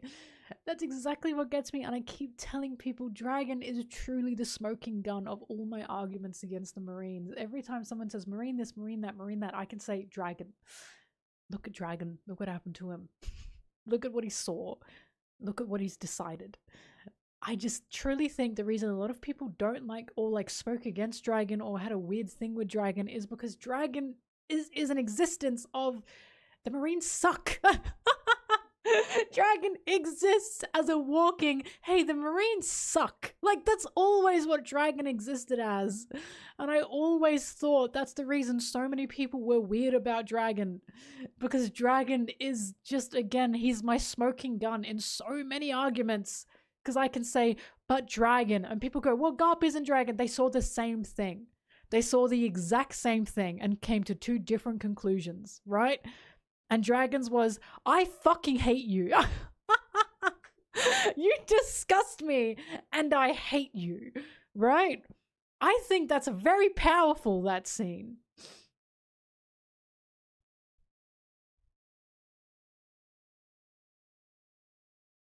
Snoll, respectfully, it's not about trusting Luffy is a serious enough deal. He doesn't say, I don't trust Luffy. He says, Luffy, I have to stop your dream. That wording is very specific. It's not, oh, we have to put the world in other people's hands. It's, Luffy, I have to stop your dream. Right? And I'll tell you fucking what. That's how I know Kobe's fucking brainwashed. I trust Luffy with the One Piece more than I'd fucking trust the Marines. Because look at what Luffy has done from island to island to island to island to island. Luffy's not the one enacting fucking buster calls, is he? Is he? Luffy's not the one helping slave owners, is he? That's what gets me. I don't give a fuck if Kobe's like, oh, I just don't believe Luffy could do this and this. Luffy's done a lot more for the world and liberating it than the Marines have. So Kobe having that mindset of, oh, we're better off with the One Piece, that's the fucking indoctrination, mate. The belief that the Marines have the better call of what justice is, that's literally the indoctrination of the Marines. That's exactly what gets me. Luffy, I have to stop your dream. Kobe, we have to remember this. Kobe does not exist as an individual. He exists as a Marine, right? That's the thing about the Marines. That's why they wear uniforms. That's why they fly a flag. The pirates all have different flags. The pirates do not wear a uniform. The pirates do not all stand under the same thing, under the same rules, under the same idea of justice, right? The Marines do. Why do you think the Marines wear a uniform? Why do you think the Marines all fly the same flag? Why do you think they all wear justice on their backs? Because they're not meant to be individuals. We literally have Dragon being told, stop thinking like an individual.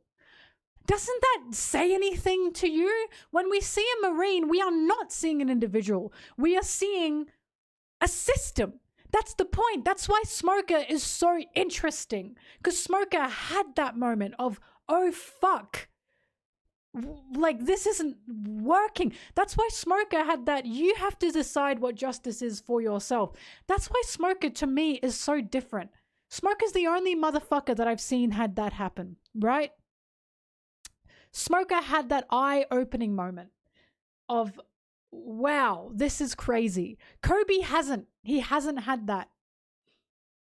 Kobe exists as a Marine, not as an individual.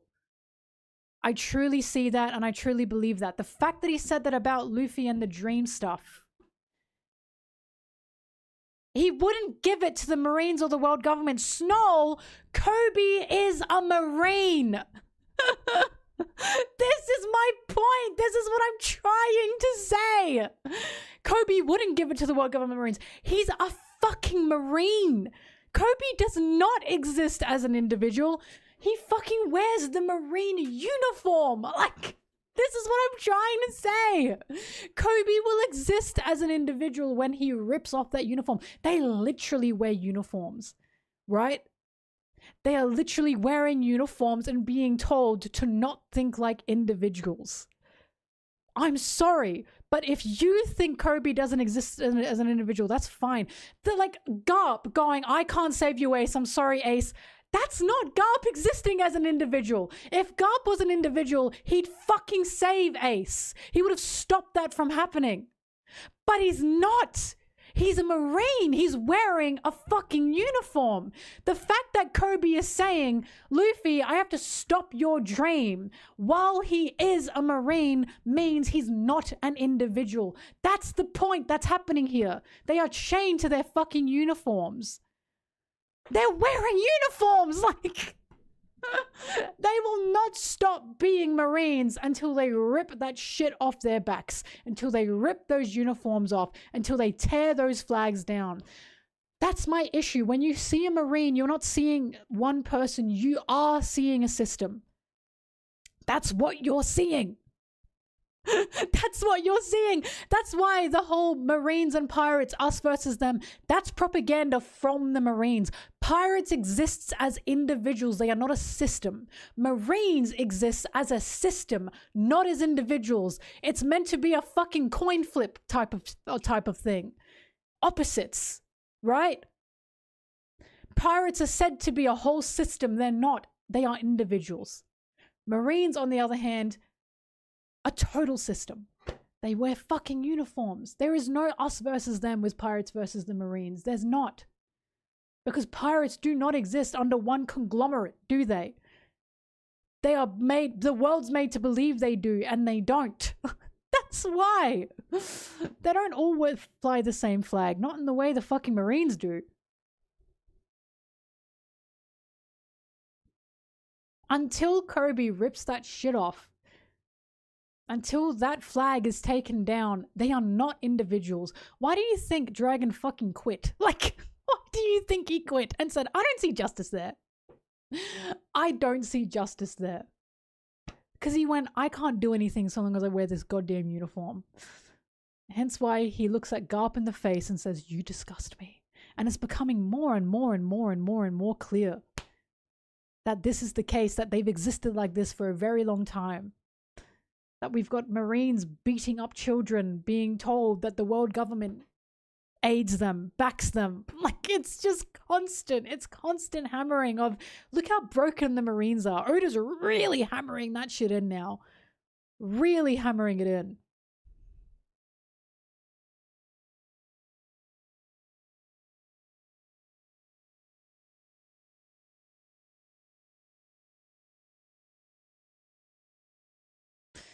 Again, Garp's an old dog. Garp's an old dog. He's stuck in his ways. And even his own son is like, you're fucked. Which is awesome. Anyway, Anyway. If Garp wasn't Garp, they would have killed him for letting Dragon escape. And doesn't that also say something? That Garp is even free of some persecution because he's high up in the Marines. Not even he faces the so-called justice. Like it's pick and choosing. Yeah. Anyway, what I'm saying is Straw Hats, Luffy, let's fucking go. Pirates, yahoo! That's what I'm saying. I love the pirates. He's the hero. Pirates rise up. Garp is a frog in boiling water. Yep. Exactly. And the revs. Yeah, I fucking love the revs. I fucking love the revs. God. I do indeed love the revs. I just love when Kuma was like, Dragon, you're in the Navy? And Dragon was like, yeah, I did not see justice. And I like how every time we see Dragon now, he's like, the fucking Marines. It's just so funny. I love him. I love Dragon. Oh, gosh. Brooks past mirroring all the Straw Hats. Like Luffy and... Someone said Usopp. What's the... Oh, because he's the fucking shame of the town. No, that's correct. There's a bit of Usopp in there. There's a bit of Luffy in there. Can't say I see anyone else. Bit of Frankie. There's a bit of Frankie. I can see a bit of Frankie.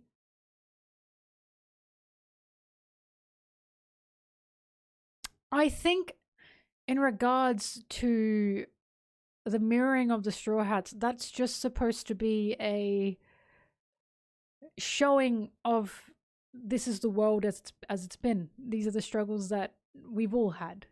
You know what I mean? Like, these are the struggles that a lot of these children have had. Reoccurring, exactly.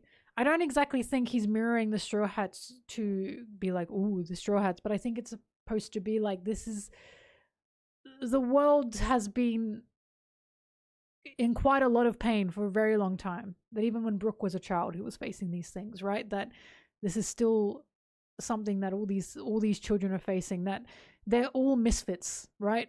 All of them, every single one of them. They've all had hard times and they're all where they are because of those hard times. I'm not exactly sure the mirroring is supposed to be anything in regards to he's like this Straw Hat and this Straw Hat. It's just, like Sky said, reoccurring themes. It's a cycle. Yeah, Jinbei as well. The Straw Hats being forged out of these injustices.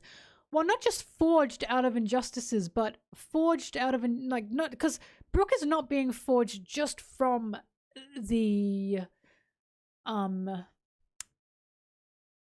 pain of Asperia, because he got a good life, which is why I'm saying it's going to be injustices done after good people helped them. Do you understand what I'm saying?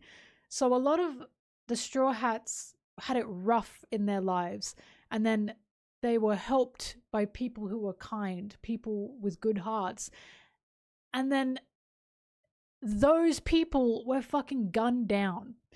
Basically, there's a showing in One Piece of there are kind people out there, there are good people out there, but under Imu's world, they cannot exist. There will not be an existence of these types of peoples. That's why when it comes to Bellemere and Nami, again, I really don't think it's lost on any of us, especially me, that she was a former Marine. She quit the Marines because she wanted to help Nami and Nojiko and let them have a mother. Then she was dirt fucking poor. She didn't get any help at all with these children, even though she had served in the fucking Marines her whole life. And then she was shot point blank by a fishman. And the reason this fishman exists is because of the further injustices of the world government. Yada, yada, yada, yada, yada. Like, it's just a showing of the toxicity and the evil and the rot within this world that exists under the world government, right? Like, it's constant. It's just constant. So many good people exist in this world. Even Judge existing the way Judge does. The reason Judge was doing the shit he was doing, the reason he was what he was, is because he was within the world government. He was within fucking Mads, right? He was a fucking evil scientist backed by that shit. And he wanted to go back into the world government, and he was making his money by creating weapons for the world government, right? He wanted in. So he was the fucking despicable bastard he was because he was being enabled by the powers of the world. Sanji exists as an abused boy because the world government exists enabling fuckers like Judge, right? That's why someone like him exists. In saying all this, I don't know why the fuck Zoro exists. That's not a single thing a Marine did to Zoro, aside from being crucified in a fucking yard, I suppose. God. Sword. Yeah, Zoro's kind of an outlier in all of this. But I suppose if you really want to stretch it, he's got roots in Wano. And his island was a Wano colony. And the reason Wano is closed off is because the world as it is, they don't want to open up to the world, right? So you can go back to Wano being closed off, and you can go back to Wano being so backwards because they're closed off and they don't want to open due to the dangers of the world, because that is one of the reasons why they can't open. They can't open those borders because the world government will be after them. It's been like that for a very long time. Granddad did tell Zoro not to tell the Marines to hear that he was a samurai. So that does exist. There is a persecution of Wano and of samurai, but when it comes to the Marines and the world government, that does exist. But you have to really 1, 2, 3, 4, 5, 6, 7, 8, 9, 10 the steps. You know what I mean? Like you gotta kind of think through that one. It's not as direct, I'd say.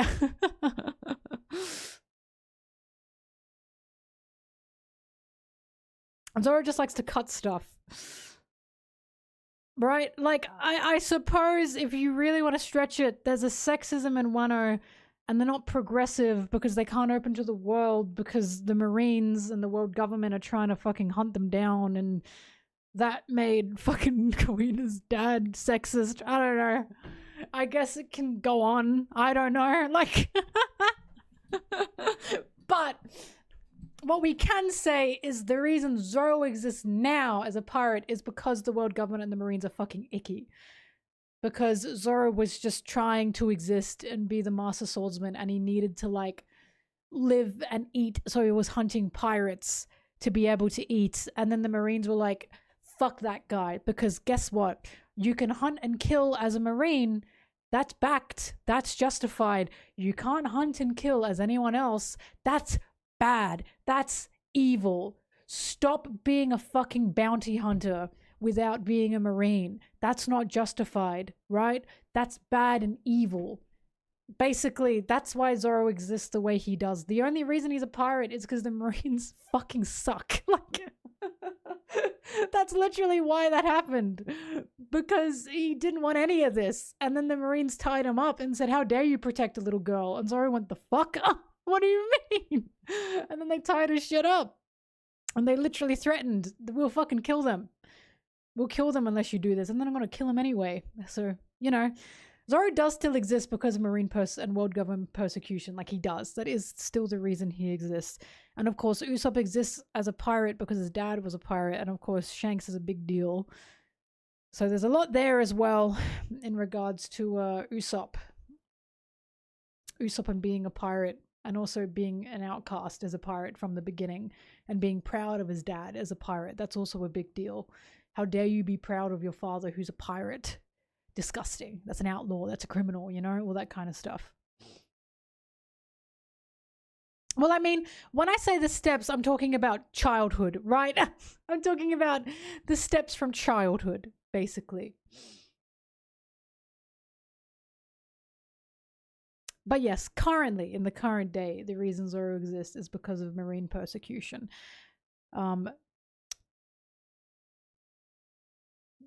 Chopper ostracized WAPO world government shit yet again. WAPO was mirroring the world government, was mirroring the power of the world government, wanted that shit, world government shit, all that kind of stuff. That's why his dad died. That's why Chopper is who he is as well. Evil King backed by the world government. Yep, got that again. Robin's a no-brainer. Frankie's a no-brainer. Brooke now a no-brainer. Jinbe is a clear no-brainer. Jinbe's just existence. His existence is literally, how dare you exist, you fishman. Jinbe just exists and they fucking hate him. Oh, my poor guy. My poor guy. Which is why I'm looking at Vivi and I'm curious. Because now there's a question here. Because remember, Vivi faced what she faced because the world government said, too bad. They didn't give a fuck about Alabasta, remember? The reason Alabasta was falling to ruin is because the world government made warlords. And Vivi couldn't do a fucking thing about it. She had no one she could turn to. The Marines were not helping her. The world government was not helping her. She had to turn to pirates. She had to do it herself. She had no choice, right? And she can't even say that she's friends. The world government, due to the warlord system, nearly had her whole kingdom fall into ruin. She's in the system that was failed by the world government. Vivi fucking hates them, right? She hates them. Which is why I am more than convinced that her story is going to be, we got to take down the world government. I'm truly convinced of this. I'm truly convinced Vivi is going to be someone that brings the Straw Hats into the world stage. Because, and she was kidnapped by CP0, exactly. I'm truly convinced that when the Straw Hats see Vivi again, because they are, she's signaling to them, it's gonna be, Luffy, I need your help. My kingdom cannot exist in peace due to the world government fucking existing. I really do think that's gonna be. Robin meets Vivi, guys, Vivi doesn't care. I've had this conversation a schmillion more billion times, a squillion times. We've literally seen Vivi's reaction to Robin and she went, yeah, I trust Luffy. Like, she didn't care. She trusts Luffy a whole lot more than she thinks Robin is evil. She's done that for a very long time. Like, she didn't care. She trusts Luffy very much. That's, by the way, the same chapter Vivi said, Luffy will be the king of pirates. So there you go.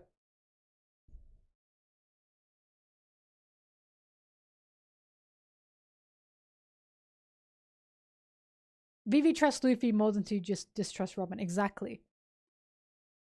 Yeah, Nami meeting Jinbe at worst, except no one's gonna tell Robin to kill herself.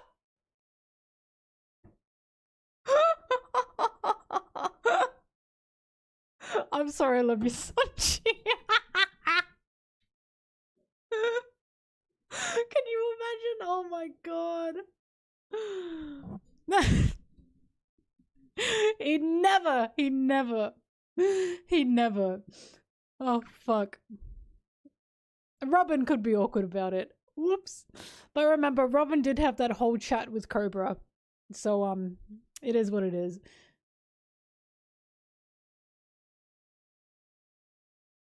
I was gonna say, one of my favorite things about rereading Alabasta is it's very clear that Robin, in her own subtle way, was trying to help. Robin didn't want to kill them. Like Igadam surviving. That's because Robin didn't want to kill him.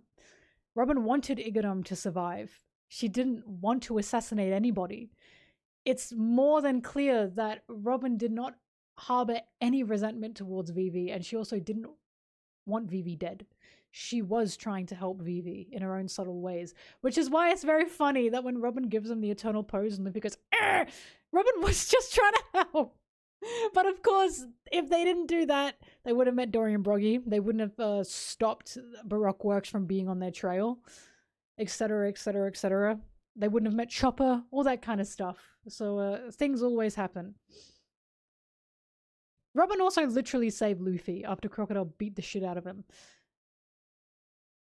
And Luffy said, an eye for an eye, I'll save you too. And then Robin said, well, now I'm on your crew, so. No, Mr. Prince.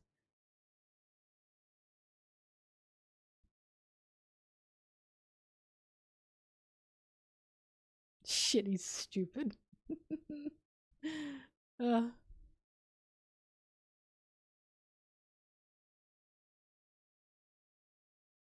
Truman Spider, as you know, I defend Sanji saying that to the day I die. Because I think a lot of people really are just not understanding of where that came from. Of Sanji saying, kill yourself. Because we have to remember, Sanji's never met Jinbei at this point in time. Jinbei just told his whole story. But due to what Jinbei did, Nami was in hell for 8 years. 8 whole years. And something else that peeves me. Yeah, but after Nami tells him to stop. I defend that too. And the reason I defend that too is because if you love someone to that extent, you are going to be that fucking mad. You are going to be that angry. And he does stop talking. He does say, yeah, but he does stop talking. But you have to remember, this is not someone that Sanji just slightly knows. This is his family. Not to mention he was there at Arlong Park. He nearly died trying to save Nami there. He's literally part of that. Right? That's what gets me. But what could follow that what could follow that is, Nami, I'm hurting for you. I'm mad for you. The reason I don't feel anything angry regarding what Sanji said there is because I understand him. If you had a family member, a loved one, that went through 8 years of hell and misery, her own mother has died, and you're facing the person that made the decision that led to that. He was the captain of Arlong. Jinbei even knew he should have checked up on Arlong. That's what gets me. People like, oh, Jinbei. Jinbei literally actively says, I should have been checking up on him because he was Arlong's former captain and therefore Jinbei has a duty. He knew that. Why do you think Jinbei was like, I don't expect you to forgive me? Jinbei wasn't expecting Nami to forgive him at all. That's why Jinbei cries. That's why he cries and goes, holy fuck. I think it's insane. It's insane to look at Sanji's reaction there and go, oh, he just should have been calmer there. Are you kidding me? Nami's mother died. She had to go through hell under Arlong for 8 years. They're facing the person that made the decision that put Nami in that position. By accident, yes, but still did that. And you're expecting Sanji to just calm down. I think that's ridiculous and unfair, personally. I don't like the way people talk about Sanji there, because I don't like the way they're talking about Sanji like he just doesn't know Nami. Like, they're just not really close. That's literally his family. Nami is his family. He loves her. How can he not have that reaction? Sanji's always been passionate, mind you. He's always been passionate. He's always been emotional. This is him. This is his character. He's always been that way, right? So now we're looking at Sanji going, why is he reacting like this? He's always been that way. He's always been overly emotional. He's always been full of love and dramatics and anger. Like, he's always been that way. It's just not shocking to me. I'm not angry at him for that.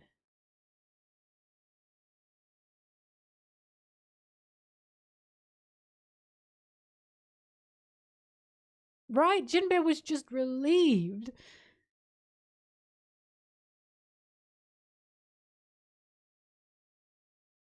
I don't know. I just hate the way people talk about Sanji in that moment. Like he just wasn't part of this. That's what gets me. And it's like, he literally nearly fucking died trying to help Nami there. He literally nearly died fighting off these fishmen to help liberate Nami because he loves her, because she's his family. And they talk about Sanji like he just has no part of this. And it's like, what the fuck is going on? It's just weird to me. I don't know. I don't know why people talk about Sanji and Nami like they just kind of don't know each other. It's just bizarre.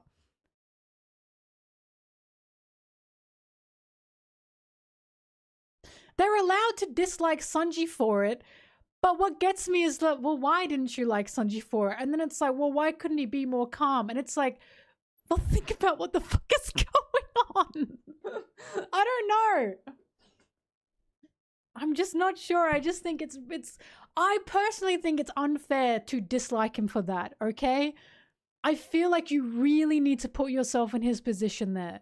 How the fuck could he not be boiling with rage? Like, how could he not be? How could he not be mad and angry because there is someone he loves that has suffered an insane amount because of the choices that this person in front of him made? The choices, by the way, that Jinbei actively admitted was a mistake, by the way, that Jinbei didn't expect to be forgiven for, mind you. That's what gets me. It's not like Jinbei's going, whoa, like it's not, oh, what you say fuck me for? Jinbei's literally like, fuck. Like when he hears what happened to Nami, Jinbei goes, oh shit. Like he actively is like, oh my God. Jinbei's not even like going, hey, what's going on? He's actively like, oh yeah, that's bad. Like, I don't understand. Sanji could have waited for Nami and for her reaction. He is mad because of he loves her. Like, this is what's getting me. You're expecting Sanji just be normal and wait.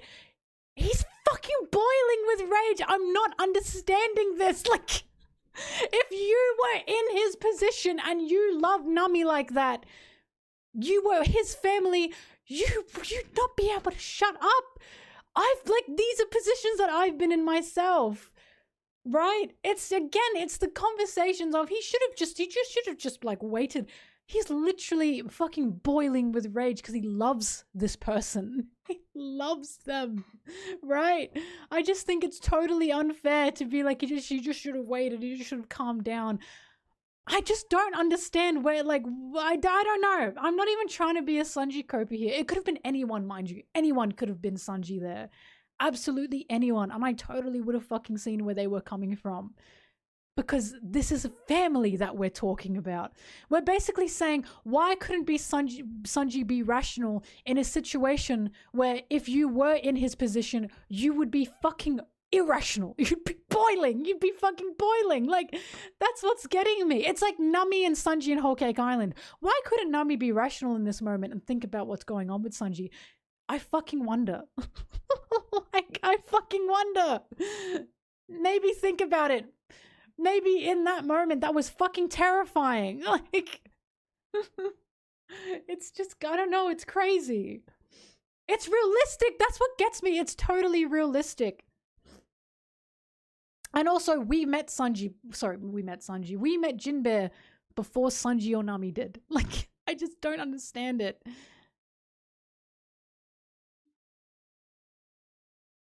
I don't know. I just think it's very sad that it is Sanji standing up for someone he loves, being angry for someone he loves, right? Like, that is incredibly normal. And people take that as he's talking over her. It's like, he's not talking over her. He just loves her. Like, he's not trying to fucking white knight this situation. He just is also mad because this is his family. Like, that's what gets me about all of this. People talk about Sanji in that moment like he's actively not letting Nami speak or something. No, he just loves her. He just loves her because she's his family, and he's mad and angry because he's also witnessed what Nami went through there. It's just, I don't know, I just think it's ridiculous. We get mad for our family and friends, especially if what Nami went through, right? Truman, that's none of my business because I don't listen to those people and they're stupid. Yep, kick the shit out of Frankie as well. That's it, not even Jinbei and Nami think Sanji is being unreasonable. Jinbei especially didn't think Sanji was being unreasonable. I just don't get it. I really don't get it. I just think it's totally unfair to hate Sanji for that, because if I were in his position, I'd be the same. I'd be boiling with rage and I'd be like, do you know what you fucking did to this person that I love? Do you understand that? And if my friend said, you know, that's enough, I'd be like, but like, I'd be like, it's unfair. Like, I'd feel like it's unfair. I'd be mad too. Like, it makes me upset that people don't understand Sanji's position in that moment. It really does make me upset. How dare Sanji not be rational in a situation where you would also be absolutely mad? Like, It makes me heated. It does make me heated. It truly does. Nami's mum fucking died. Yeah. Anyway. Also, mind you, Sanji knows what Nami's story is, by the way. But, you know. It is what it is. It is what it is. And I will defend Sanji there. Because I see where he's coming from. And I think it's just unfair to be mad at him for that. But whatever. Anyway, let's play Mario Party. I'm gonna end this stream. Thank you for joining. I don't know if I'm gonna be back tomorrow because I'm staying up 24 hours.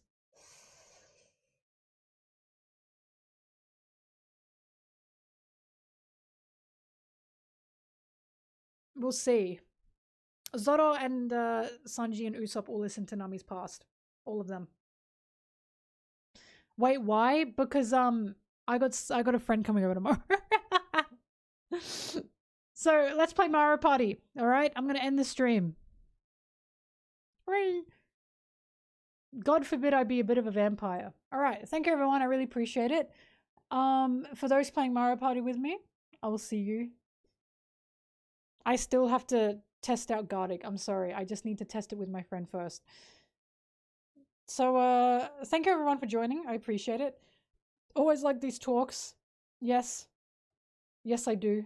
Even if I have to defend my fucking boy, my beautiful wife. Anyway, fantastic chapter.